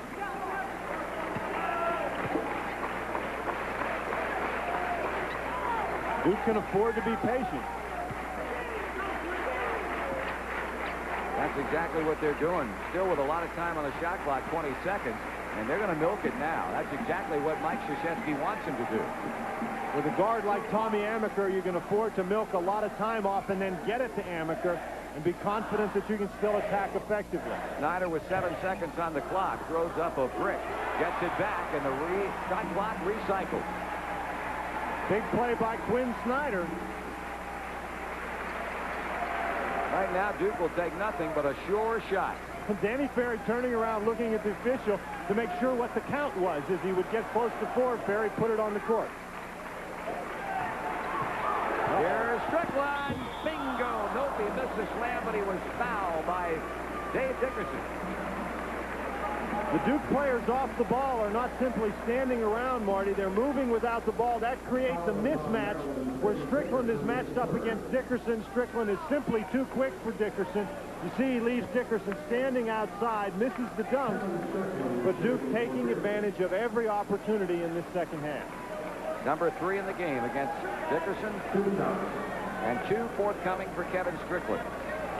Lots of times with a young team, and that's what Maryland has out there, you get your team to play very, very well for stretches, and Maryland had a good first 20 minutes, but the second 20 minutes has belonged totally to the Duke Blue Devils. Well, I'm sure it's a very small consolation for Bob Wade, but again, this ball club has come light years from when they first began their season. And certainly it's something to build on when you look forward to the next year. 1 for 2 for Kevin Strickland. Bob Wade still feels his club is in it. 2:57 remaining. And the Blue Devils right now with a lead of 71-63. We'll be back. 49-39 with 13:42 remaining. And at that point in time, Derek Lewis went to the bench with 4 fouls, and Duke forevermore took advantage of it. They now lead 71-63.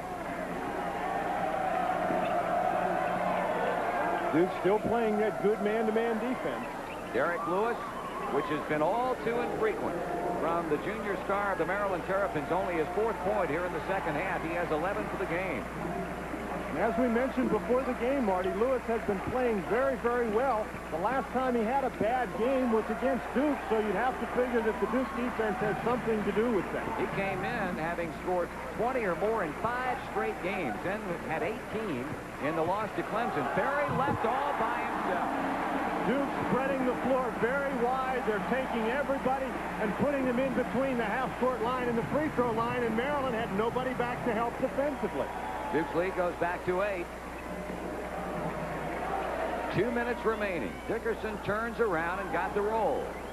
And that's something he did a great deal in the first half, but has not been able to do in the second half. Well, it might be too little and too late at this stage. Only 1:48 to go, and Duke leading 73-67.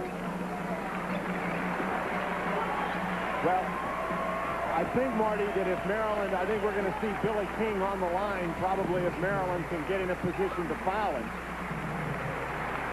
If Maryland doesn't really have enough time, there's only 1:30 left. Duke leads by 6. Let's see if Dickerson fouls him. No, he didn't. Danny Ferry holding it high with 10 seconds on the shot clock. The crowd starts to count him off. Fade away by Amaker, an air ball. And a foul called on the play. Amaker apparently was whacked as he went up with a jump shot. Now the foul is inside, Marty, against Danny Ferry. He fouled Dave Dickerson on that rebound.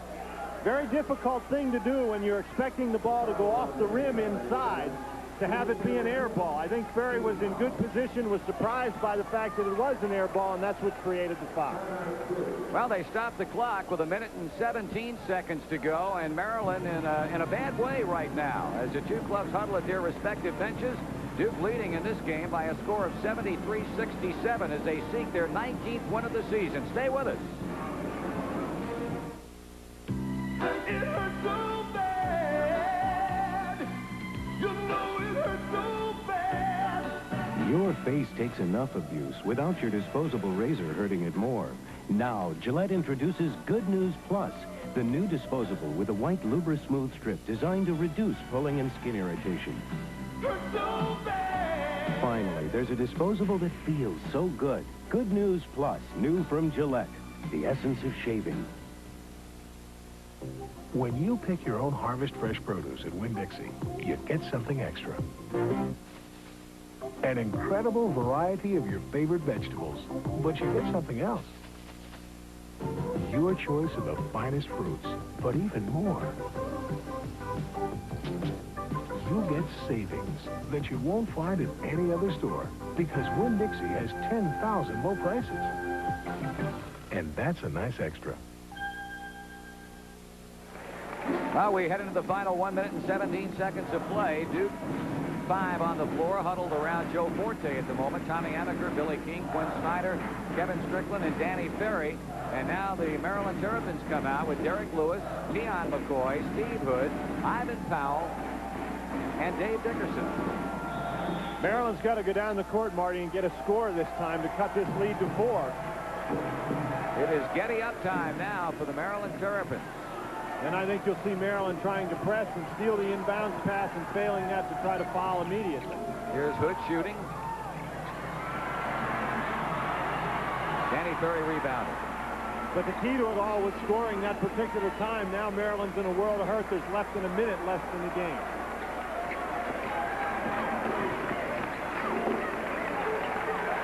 And Maryland's got to get after them. They can't afford to let Duke throw the ball around outside. Kevin Strickland puts it in Tommy Amaker's hands. 34 on the game clock, 20 on the shot clock. Strickland, or Snyder, snuck inside. He was all by himself, and Ferry delivered the pass a split second late. It appeared that Danny saw him, hesitated for a beat, then threw the pass, and it was knocked out of bounds. And now we have whistles as Duke prepares to inbounds the ball again. And Dave Dickerson called for apparently a holding foul. Billy King, the recipient, will go to the line.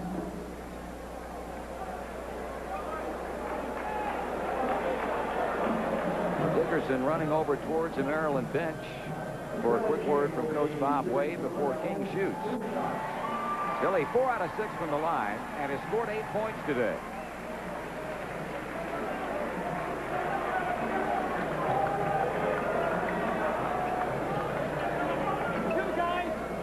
Who came into this game ranked 15th in the nation by the UPI poll, 16th in the Associated Press poll, and the USA Today poll will enhance their record.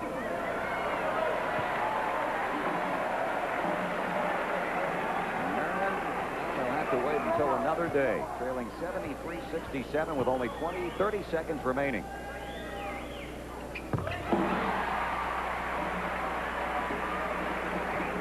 Tion McCoy now in a hurry, and Amaker applying that patented pressure of his.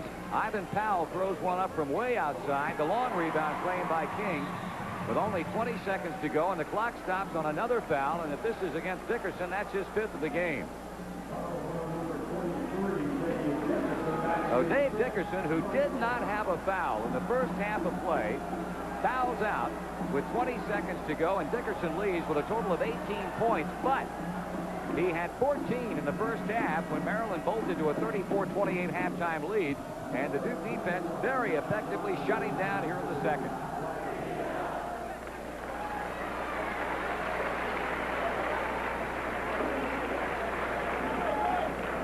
John Johnson back in the lineup.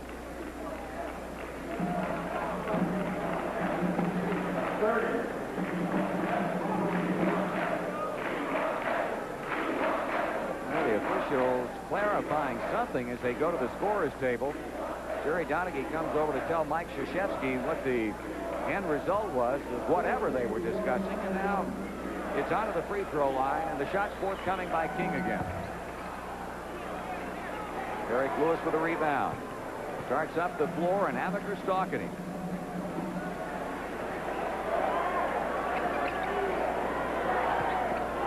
Three-pointer by Tion McCoy. Cleared out of there by Kevin Strickland. 3 seconds to go. And another foul stops it at 2 as they converge on Strickland. Ivan Powell was there along with Steve Hood, and one of them committed the foul.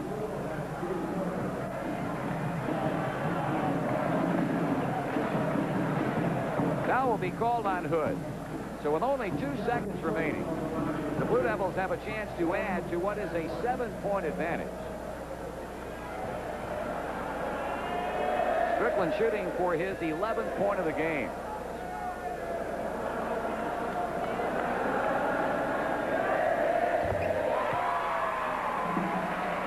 Duke will go to 19-4 overall, 7-3 in the Atlantic Coast Conference as they continue to pressure Clemson for the 2nd spot in the league standings. While for Maryland, 0-9 in the conference and 6-11 for the season. Long pass down the floor to McCoy, who fires a 3-point attempt up as the horn sounds, and that wraps things up. Well, as they say, it certainly was not easy, but Duke took advantage of that 4th foul incurred by Derek Lewis with 13:42 to go in the game. Final score, The Duke Blue Devils come from behind in the second half and defeat the Maryland Terrapins, the final 76-67.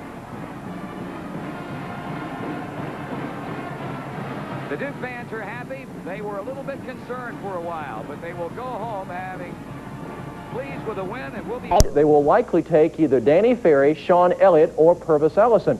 You then have to figure the L.A. Clippers, who draft second, will take Glenn Rice. They need a shooter.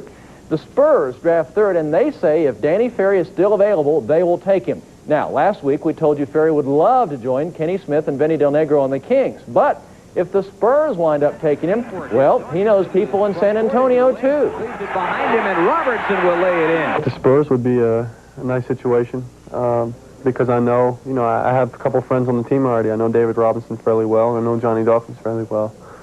Also with that, I think they're a team on the rise. Two other ACC players figure to go in the two-round draft tonight. Georgia Tech's Tom Hammonds is projected as a medium to low first-round pick. And NC State's Chucky Brown seems certain to be taken by somebody tonight. Most see the explosive Brown as a second-round selection.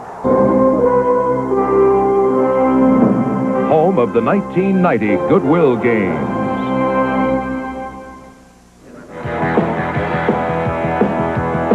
It was a beautiful day. New York City, Gotham, the Big Apple. A city where dreams can become a reality in a single instant. This moment is upon Duke's Danny Ferry, who has dreamed of following in his father's footsteps and playing in the NBA. The time is now for Arizona's Sean Elliott, whose all-around skills will make a dream come true for some NBA team. And the dream ride of a lifetime will continue for Glenn Rice of Michigan the instant he is chosen to play in the NBA. They never would come to me, working on a mystery. I'm going wherever it leads. I'm running down a dream. Live from the Felt Forum in New York City, the NBA Passage of Renewal. 2,400 rabid fans are here. 15 hopeful stars of the future in the league. 250 members of the media. And you and I will be watching the renewal of the NBA, the restocking of the talent. This is the place from which the Michael Jordans and the Magic Johnsons come, this group of young men tonight. Working with me as usual, my TBS NBA sidekicks, Rick Barry and Steve Jones. Rick, in our memory, as we were talking moments ago, never in the history of the NBA draft has it been so up for grabs. A very different draft than 1989. Well, there's no question about that, Bob. It's a situation where I think in the past, teams tended to go for the big centers. There's not a lot of them around this year. They also tried to draft people who had the best athletic talent. Well, now it seems as though the teams are really making specific efforts to try and pick up players to shore up some of their weaknesses. So it should be a very interesting evening indeed. Steve Jones, there are a lot of general managers biting their nails on this draft. Why so? Well, their careers could go down the drain. Never before has it been so tight, and most of these general managers would like to be in a position lower than 10. They wouldn't have to take the responsibility for the fortunes of the franchise. It's very even. It's very close. It's going to be very interesting. 15 of the top draft choice candidates are here with us at Madison Square Garden, and Craig Sager will be talking to them. Craig? Well, thank you, Bob. Two of the promising stars are Sean Elliott and Vlade Divac, who were both born on the same day, February 2nd, 1968. I don't know if you believe in astrology, but their horoscopes for today read, forget about slights, put-downs, and focus on new career openings and opportunities. It's in the stars. Thank you, Craig. Now, the first pick this year, thanks to the lottery, belongs to Sacramento, and they are the ones who are the first in the order of draft. Sacramento, L.A. Clippers, and San Antonio won those positions by lottery. The rest are in inverse proportion to how they won games. Picks 8 through 14 are Dallas through Golden State. 15 through 21, Denver through Utah. Some of these positions are changed because of trades, you see in parentheses there, and down through the world champion, Detroit Pistons. Now, the rules of the draft are very easy. It'll be easy for you to follow tonight as we cover this thing gavel to gavel from New York. There are only 2 rounds for the first time in the history of the NBA draft. 5 minutes between each pick in the first round, and in the second round, the personnel directors, coaches, and GMs will have to really make up their minds rapidly because there's only 2 minutes between the rounds then. Now, as we told you, Sacramento is first. Bill Russell is the general manager at Sacramento. he has been zipped up about who the Sacramento Kings are going to pick since the day of the lottery. So we don't know. Even as this moment, you and I, Rick, Steve, and everybody watching and everybody here are going to find out, including the NBA people. And Rick, let's talk first of all about Sacramento, what some of the possibilities are, and what that team looks like. Well, Bob, I tell you, I really think it's a situation where the Sacramento Kings have made more moves in the last few years than United Van Lines, and Bill Russell's got another surprise in store for us, because the talk around the area here is that Bill is liable to go with Purvis Ellison, maybe trying to have a clone of himself, a guy that he thinks can become another Bill Russell. And it really is a situation where nobody, I think, expected Purvis Ellison to be the guy to be picked number one. So it's going to be very interesting to see who the Sacramento Kings come up with. That'll change things dramatically for the rest of the teams picking behind Sacramento. Now, you saw a live shot a moment ago of Danny Ferry. You just saw a headshot there of Purvis Ellison. Sean Elliott is strong, Stacey King, Glenn Rice. What are your thoughts there, Steve? Well, you know, Rick, when you talk about making a clone, at least you start with a guy with the same hand. Stacey King is left-handed. He is a scorer. This is a team that has said they want to run. They want to be able to score points. It'll be very interesting to see what they are going to do. They have been zip-locked mouths, and it's going to be real interesting to see, because they are going to change the entire order of the draft. Everyone has it. The two best all-around players, either Elliott or Ferry, slotted at 1 or 2, but if that doesn't happen, things will change in a hurry. There you were looking down a list of some of the 15 players who are here. Nick Anderson, B.J. Armstrong, Mookie Blaylock, etc. You were looking at some of them. You saw Gary Leonard there. You also saw Danny Ferry, etc.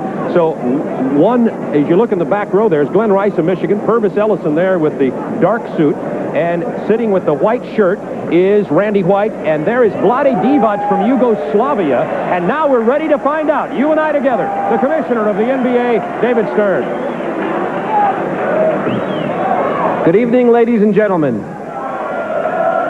To NBA fans here at the Felt Forum in New York, to those gathered at team draft headquarters across the country, and to our national primetime television audience on Superstation TVS, welcome to the 1989 NBA Draft.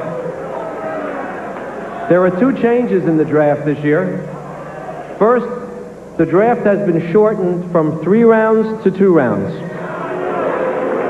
Second, each round will have 2 additional selections. And I'd like to take the opportunity to welcome the new fans of our 2 new teams, the Minnesota Timberwolves and the Orlando Magic.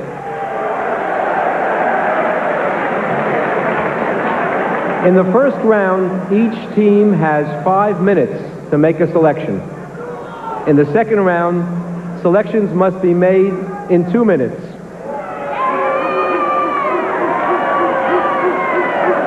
I think everyone might be anxious to get started, so let's go. The first selection of the 1989 NBA Draft will be made by the Sacramento Kings.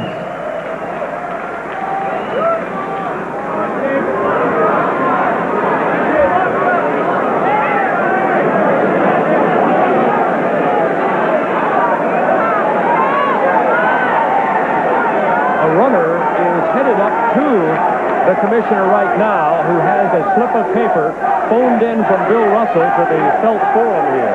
And that gentleman will walk up to David Stern in any moment with a piece of paper. They will check it behind.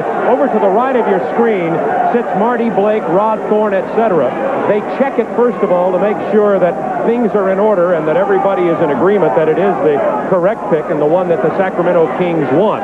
Then they will bring that to David Stern, and he will announce it. He is as anxious to learn of this as you and I. Will it be Purvis Ellison? Will it be Danny Ferry? Will it be Sean Elliott? And now, here it is. With that first pick in the 1989 NBA Draft, the Sacramento Kings select Purvis Ellison from the University of Louisville.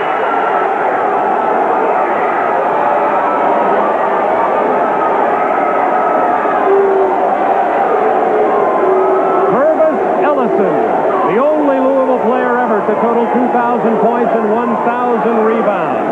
Jerry West of L.A. says he's got great hands, a great grasp of the game. A great strong performance as a senior.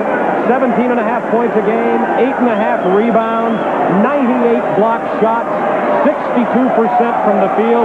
Marty Blake, the super scout of the NBA, says he's a great passer. He scores in and out, and can handle the ball. Purvis Ellison, the #1 pick in the 1989 NBA draft, will be going to the Sacramento Kings. So Purvis Ellison, there are his stats in 88-89, his senior year, 6'9", 210 pounds. Steve Jones, your feelings about it? Well, the thing about Purvis Ellison is he is a tremendous all-around performer. He has the ability to block shots, and that, of course, is one of the things that the Sacramento Kings will be looking for. He has the ability to make the pass in traffic and also play big inside. He plays better the closer the game is, so he's a big game performer. Now, Rick Barry, as we look at Purvis Ellison, everybody knows in the NBA that Sacramento has a weak up-front game. How much can this rookie help the Sacramento Kings immediately? Well, I think he can help them a great deal, Bob. I mean, as Steve pointed out, he has so many facets to his game, but I think the biggest difference would be the way he's able to play defense, and certainly with Bill Russell to be there to perhaps work with him and give him some pointers, that should help them a great deal.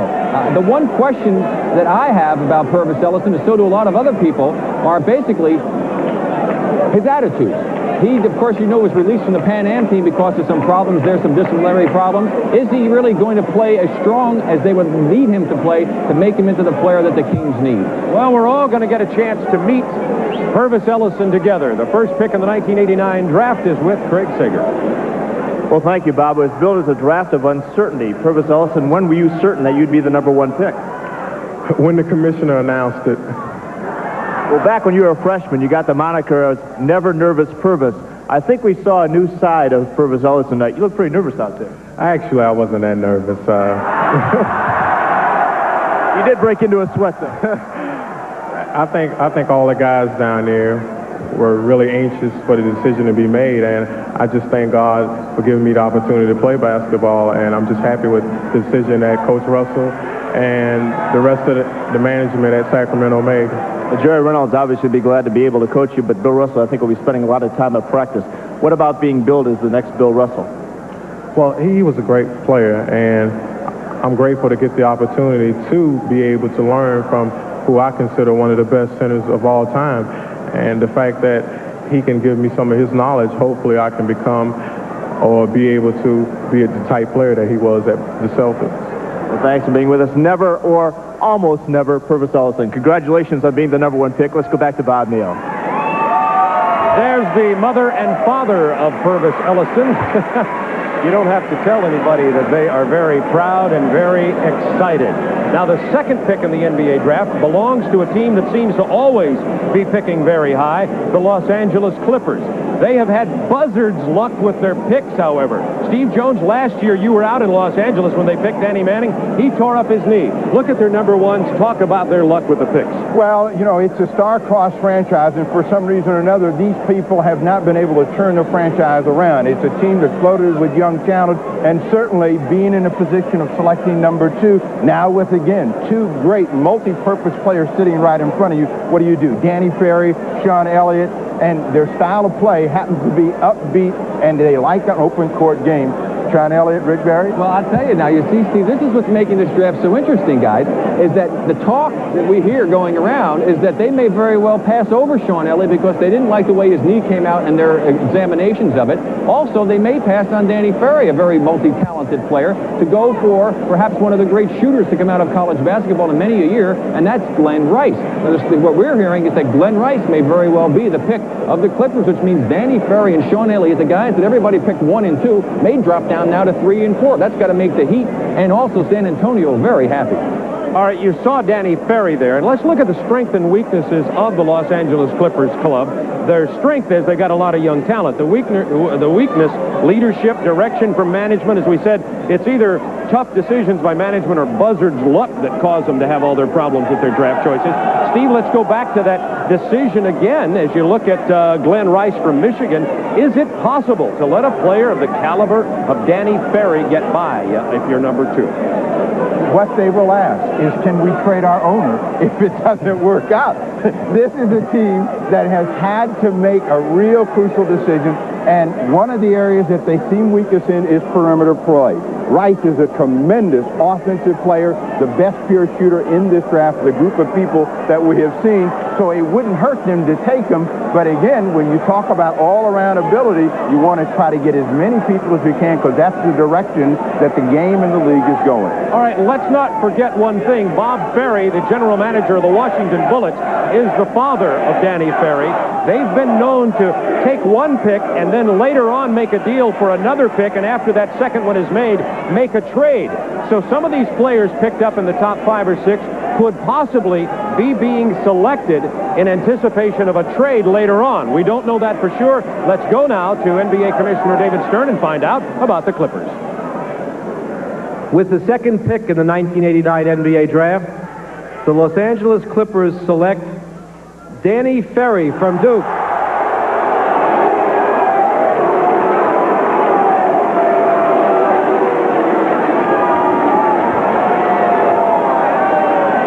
Danny Ferry, 6'10", 230 pounds, played high school basketball at DeMatha in Maryland, a spawning ground for great basketball players.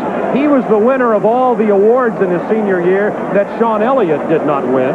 First player in ACC history with at least 2,000 career points, 1,000 rebounds, and 500 assists. He is a great passing big man, can play the post position pretty well, has a good perimeter game, and not very many weaknesses to the game at all for Danny Ferry. A lot of people all year long thought Danny Ferry would be the #1 player selected in the draft.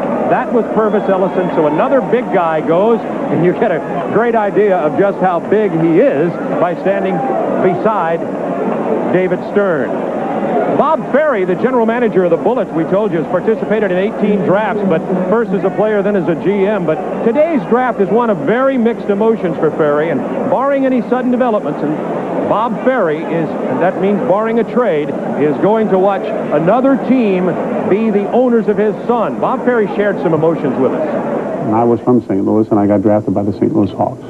You know, I think there was, at that time, there was only 8 teams, so there was only 8 draft picks, and it was a situation where, you know, there just, television wasn't a big factor then. You know, the interest in basketball wasn't near as great as it is today.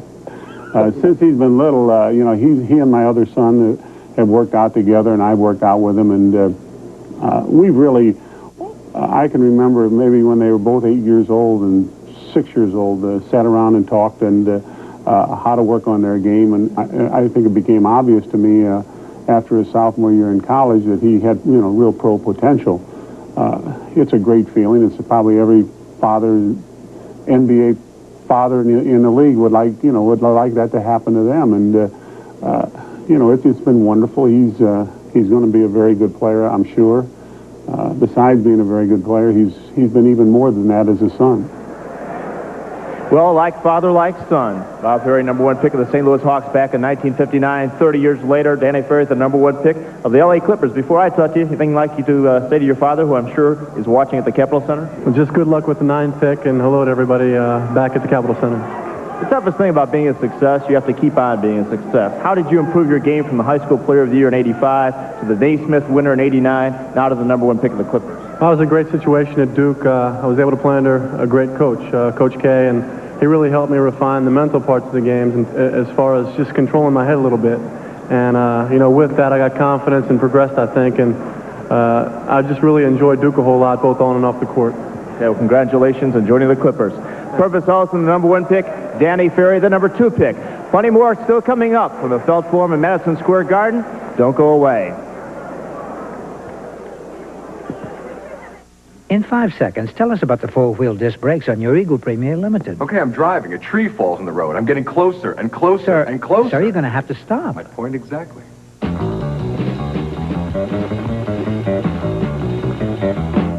Give me one good reason why you chose the Eagle Premier Limited. 4-wheel disc brakes, leather-trimmed interior, air conditioning, power everything. I only asked for one. Take your pick.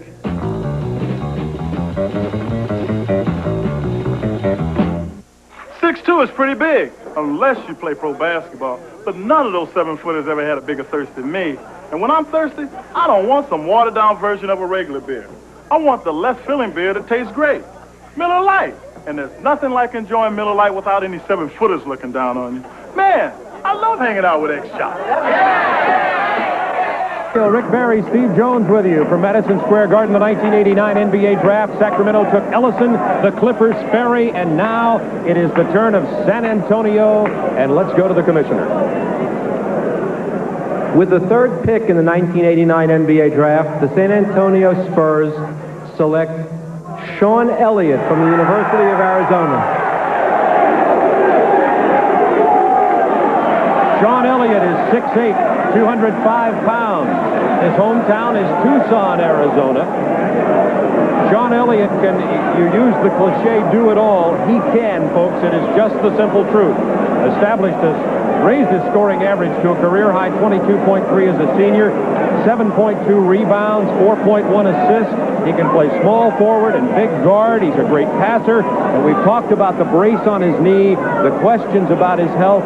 Rick Barry, as he stands up there, let's first of all talk a little bit about Sean Elliott and what the Clippers must be thinking, because we had heard that they had questions about the condition of his knee. Well, obviously, they thought that knee was not good enough to play, but as you can see in these highlights there, Sean moved very well during his collegiate career, did a tremendous job playing for Lute Olson down there at Arizona, and I think that he's going to be very happy to develop right along with a fellow by the name of David Robinson under the tutelage of Larry Brown. I think it's going to be a situation down there where they need to have a situation where a new sitcom, Larry Knows Best. So the guys are going to have to really believe in that Larry knows best and do what Larry Brown wants, because that's the way it's going to work best. Well, that is his good luck charm at this point. He wears it as a security blanket. He doesn't really need the brace. He has been given a medical clearance, and it's as sound as a surgically repaired knee can be. The interesting thing about Elliott is that on every situation he's played in, he has been a winner, and he's made the people that play with him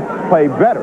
So you've got a great situation for him to go to with David Robinson as a center, Terry Cummings, a veteran who can score the basketball, Willie Anderson coming off a terrific year. Well, let's find out about what Sean Elliott thinks about the knee and also about being the newest member of the San Antonio Spurs. He's with Craig Sager. Well, thank you, Bob. Many people had questioned your knee. You never answer a critic unless he's right. What did you tell San Antonio about your knee? We sent a report out to all the NBA teams. We sent some good reports and we sent some bad reports, and we let them make up their own mind. But I think the good things outweigh the bad things easily. Why do you wear the brace? It's more psychological now. I've been wearing it for 7 years. And, once you get used to that kind of thing, it's kind of second nature to wear it on the court. It's sort of like Kareem Abdul-Jabbar. He wore the goggles even though there's nothing wrong with his eyesight. Yeah, nothing's wrong with it. Nothing's wrong with the knee. If I can produce with it on, what's wrong with it? What about the Spurs? Obviously, this is a team that has gone under a major change since last year. Terry Cummings, David Robinson, now Sean Elliott. You must be excited. Could be real exciting. Just got to wait and see what happens. Okay, well, thanks for being with us. Now let's go back to Bob Neal. So Sean Elliott goes to San Antonio. Remember, this is our first time to televise the NBA Draft in prime time, and you're looking at Sean Elliott here, much as in a few years ago, people were looking at a picture of a young player from North Carolina named Michael Jordan, who later turned into the Michael Jordan that we know today simply as Air Jordan. So this is really the renewal passage for the NBA. A lot of these players, if you're not big NBA or big college fans, you might not know them as household names, but they could very well become household names soon. So as we talk about Sean Elliott, I know, Steve Jones, that you feel in terms of overall talent, he's about as strong as any player who is available this year. I think of the players who are available suited to the NBA style of play, Sean Elliott, all-around ability certainly stands out in my mind. The ability to run the floor, pass it, rebound it, to play with people and make them better was the big plus for him. The big question mark, of course, was the knee. You had a bad knee, hey, I played for 12 years with a bad knee, so it doesn't really bother me all that much. And just go by its past performances. But more importantly, he's a great young man with David Robinson, the kind of guys Larry Brown likes. Now, next up in the 1989 NBA Draft was one of last year's expansion teams, the Miami Heat. When you ask about what does the Miami Heat need, well, the answer has to be just about everything. But a lot of people think that Miami would go for a bona fide scorer, particularly a guy who can shoot it from the perimeter. Do you fellas agree with that? Obviously, they could use virtually anybody. Well, Bob and Steve, I think you probably would agree with me. I mean, you can get a guy to shoot from the perimeter. That's great. But when you can get a guy who also can score inside, that's even better. And Stacey King is still available. Stacey King is the guy. He has got some serious inside scoring. scoring ability, can run the floor well. Plus, she's got size. And the rule of thumb in the NBA is you take big before you take small. Miami only won 15 games last year. Miami elected to go with a lot of young players. You may recall in expansion, Charlotte in the expansion draft picked up a lot of veteran players hoping to win a few more games, which they did. Ronnie Rothstein is the coach in Miami. They played some great defense for a young team, but had no offense. Let's see if they help that. Let's go to David Stern. With the 4th pick in the 1989 NBA draft, the Miami Heat selects Glenn Rice from the University of Michigan. There's the scorer that Miami thinks they need.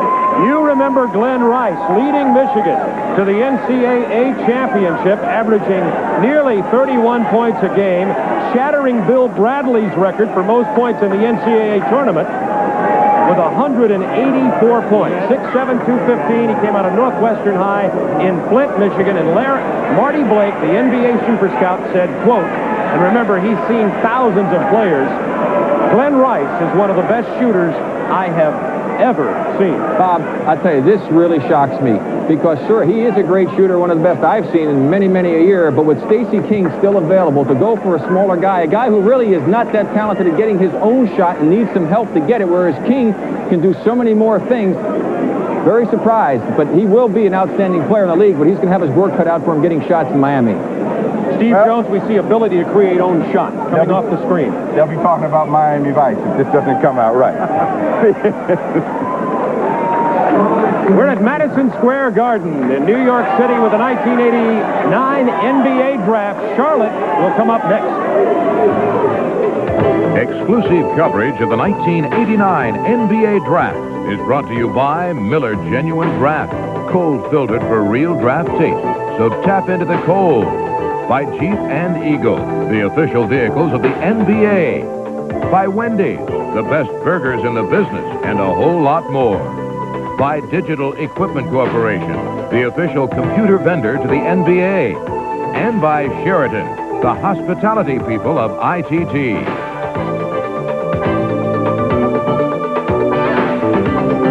Glenn Rice was selected by Miami. He's with Craig Sager right now.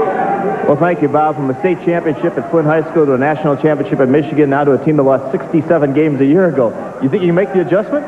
Yeah, I think I'm pretty well in the type of shape to make the adjustment. Yeah, I feel I'm ready. I saw your appearance, obviously an exciting moment for them as well for you. How does this compare with winning the NCAA title? It doesn't. It's very exciting winning the national title, but I think entering the professional league is much more exciting to me. Well, thanks for being with us. Glenn Rice, the #1 pick of the Miami Heat. Let's go back to Bob Neal. Glenn Rice from the University of Michigan. Now let's quickly review what's happening here. Primetime NBA draft on the Superstation. Hope you're enjoying it. Kind of like a political convention. See who's going to get nominated next. And it's about as mysterious this year. The first 4 picks have been Purvis Ellison to Sacramento, Danny Ferry to the LA Clippers, Sean Elliott to San Antonio, and Glenn Rice to Miami. Next up, Charlotte. They are between a rock and a hard place. They said, their owner, George Shinn, we got to take J.R. Reed. Well, I tell you, this is going to make it very interesting. Doug Collins and the rest of the Chicago Bull organization have to be sitting back there saying, please go ahead and do that, because that means Stacey King is still out there for him. And boy, would they love to get their hands on him, I would think, Steve. No question about it. And making such a statement like that certainly puts your organization in a difficult position, because they may feel that they need more scoring. And at this point, Stacey King is the proven scorer with 26 plus a year ago, and Reed is coming off of an injury-scarred season. So it'll be real interesting to see how they approach this philosophically. Of course, you know, they have the problem of saying, what if? And they know that they can never forget it, since he was right down the road at Chapel Hill. Now remember, King, of course, finished his college eligibility, and J.R. Reed is also an early entry player. As a matter of fact, J.R. Reed is not here in New York. He had to stay in Chapel Hill to take a final, even though he's leaving college early, with Dean Smith's blessing, so to speak. There have been some great undergraduates come out of there, like Michael Jordan and Worthy. Will they take J.R. Reed? Here's David Stern. With the 5th pick in the 1989 NBA draft, the Charlotte Hornets select J.R. Reed from the University of North Carolina. Well, George Shin, the owner at Charlotte, said we're going to take J.R. Reed. He remained true to his word. J.R. Reed has a big body. He's 6'9", 256. His hometown is Chesapeake, Virginia. Of course, he went to the University of North Carolina. He needs some help in his rebounding for his size. As we look at him, Steve, your feelings about his potential success? Well, I think J.R. Reed will be one of those Carolina players that expands his game. Offensively, he'll be a better scorer. The concern is, can he shoot the jump shot from the perimeter, having played all this time with his back to the basket? It will be real interesting how he approaches the physical aspects of the NBA. He certainly has the size. So J.R. Reed goes to Charlotte, much as George Shin said he would. They have passed on Stacey King from Oklahoma, who is a proven inside scorer. And by the way, in case you wondered, J.R. stands for Herman, the real first name of J.R. Reed. We'll find out more about that as he succeeds in his NBA career. So now that puts Chicago in a very interesting place. Not to get too far ahead of ourselves here, gentlemen, but J.R. Reed goes. That leaves Chicago with a beautiful opportunity to get an inside player, and they've needed some help there since Oakley left. Horace Grant is there, of course. Cartwright is there, but King can play center and power forward, Rick. Oh, definitely, Bob. I think we've seen a couple surprises with Ellison being the #1 pick. Bill Russell doing something like that didn't surprise me. But then, of course, then you had Rice going to Miami instead of King, and the Reed situation. So I would think that Chicago would have to go with King. If they don't take King, I'm definitely going to be... you might have to pick me up off the platform here. Steve will handle that, as a matter of fact. Now, in Chicago, we have a remote hookup with Chicago, and later in this draft, we're going to be talking to Bulls head coach Doug Collins. They have 3 first-round picks. You're looking live here at the Bulls office in Chicago. Jerry Krause, Doug Collins, and the Bulls Brain Trust are back in behind those offices on Michigan Boulevard on the north side of downtown Chicago. The Bulls, the surprise team in the NBA playoffs. They took everybody tough, played everybody hard, but of course everybody said Chicago needs to get some help for Michael Jordan and their young talent. Cartwright came and played pretty well in the playoffs for them. Horace Grant, there's been some rumors that there's been a disagreement between Jordan and Horace Grant, and that Horace Grant may be in the doghouse at the moment with Michael Jordan. But Chicago with an opportunity for King. Who else might Chicago look for? We'll find out from David Stern right now at the podium. With the 6th pick in the 1989 NBA draft, the Chicago Bulls select Stacey King from the University of Oklahoma.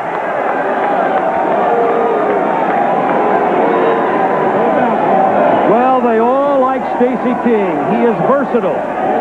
Marty Blake of the NBA says that he likes King's prospects to play center along with power forward. He rebounds, runs the court well, can block shots, has a pretty good range, 15 feet, even maybe better than that. A consensus first-team All-American. He's 6'11", 235 pounds, went to high school in Lawton, Oklahoma, and now he doesn't have to go too far away to the Midwestern city of Chicago, and the Bulls are getting very good, very fast. Well, the Bulls get fat. That's what they do. When you get a chance to play with Michael Jordan with this kind of size and mobility, it certainly is going to help your game. There's some concern about his ability to play facing the basket, but I think he's a scorer, Rick, and any scorer will find a way to get the ball in the basket. And when you're playing with Jordan, all you have to do is make yourself available, and he will do the rest. Well, of course, as you see there, he can run the court playing that high-powered offense. The other thing he'll give them, too, is another guy to shore up their defense inside. He can block some shots.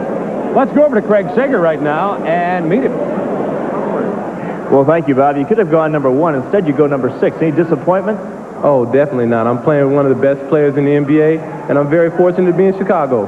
Have you talked to Doug Collins at all, the coach, lately? No, I haven't, but I'll be anxious to hear from him.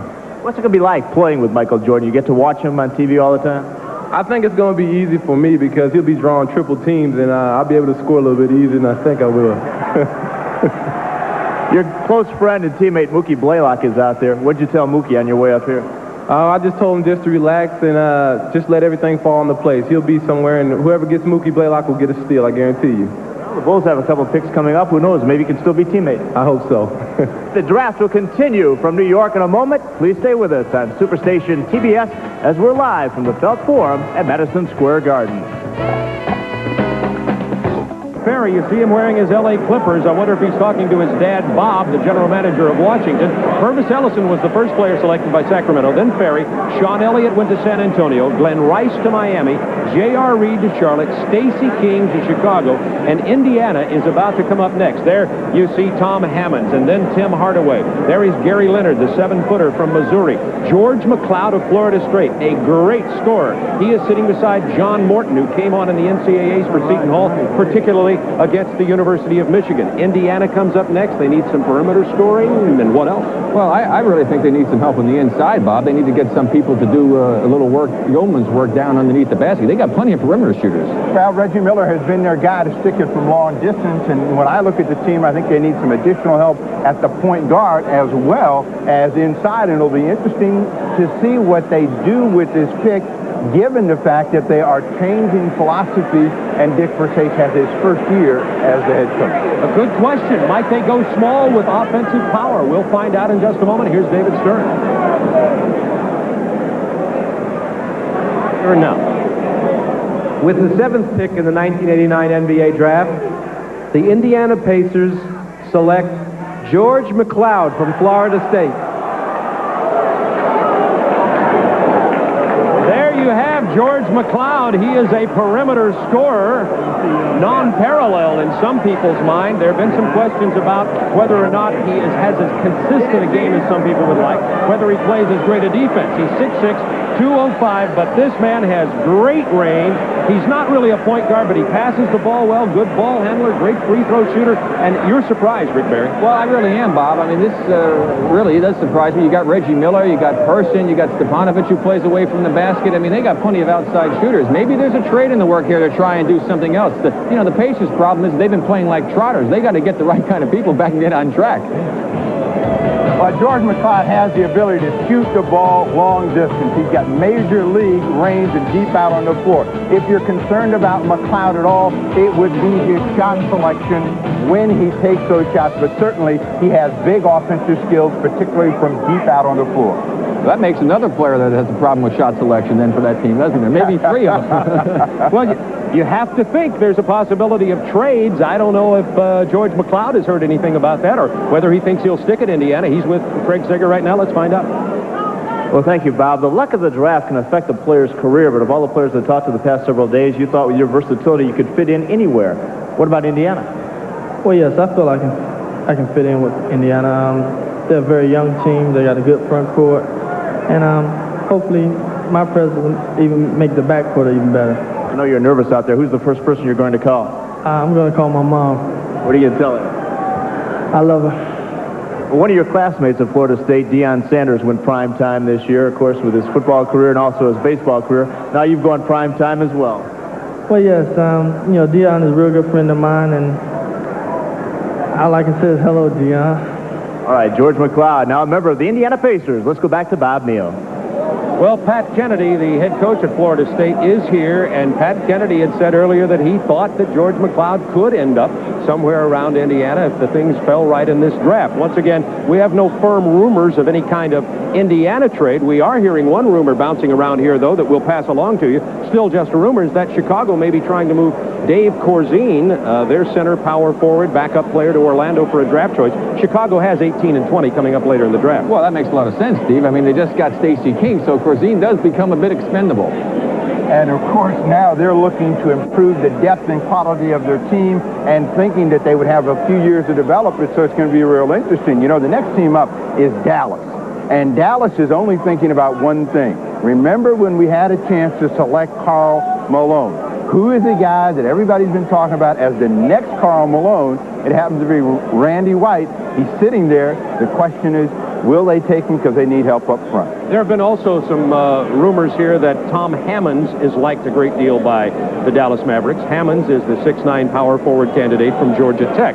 So Randy White, Tom Hammonds are pretty good possibilities. We were talking earlier, Rick, about Dallas has a lot of big players, up-front players, not necessarily a lot of real good inside scoring punch, however. Well, that's true, Bob, and I think that White would be a good choice for them. I mean, he does give them a lot of versatility. He can play facing the basket. He can post up. He can do a lot of things for them, and he would be a very good addition to that team. And if Roy Tarpley's problems are straightened out, this is not a team that some people are saying is rebuilding. This is still a team that'd be a very tough basketball team next year. They still have one of the best back courts and some pretty good depth in the front court. If they can get a little bit more out of a couple of people, they'll be tough again next year. You were looking at a picture of Randy White from Louisiana Tech, and a lot of people are wondering if Randy White is the second coming of Karl Malone. The similarities between the two are really uncanny.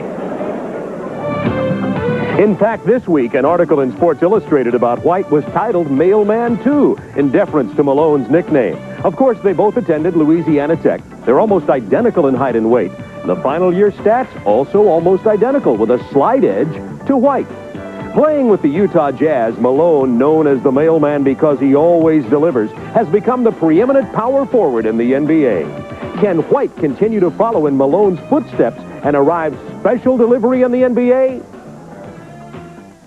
I think right now you should give Randy his credit and let Randy White be Randy White, and don't compare him with anybody, because no players played alike in the league. I don't care who you are. Karl Malone's proved himself. He's the mailman. Maybe you call Randy White the mail kid. He's only 21. Let's find out what Dallas does. Here's the commissioner, David Stern. With the 8th pick in the 1989 NBA draft, the Dallas Mavericks select Randy White from Louisiana Tech.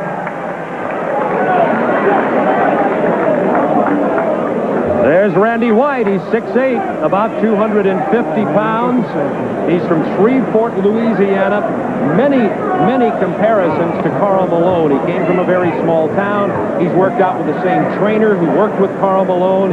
He has actually pumped some iron with Karl Malone and said he had no idea how hard the mailman worked. Did you watch the power game of Randy White, Steve Jones? White is very strong inside, and he also has the ability to put the ball on the floor and accelerate, and I think that's where the comparisons come from, that they do so many things in a similar vein. And for Dallas, they remember they had a chance to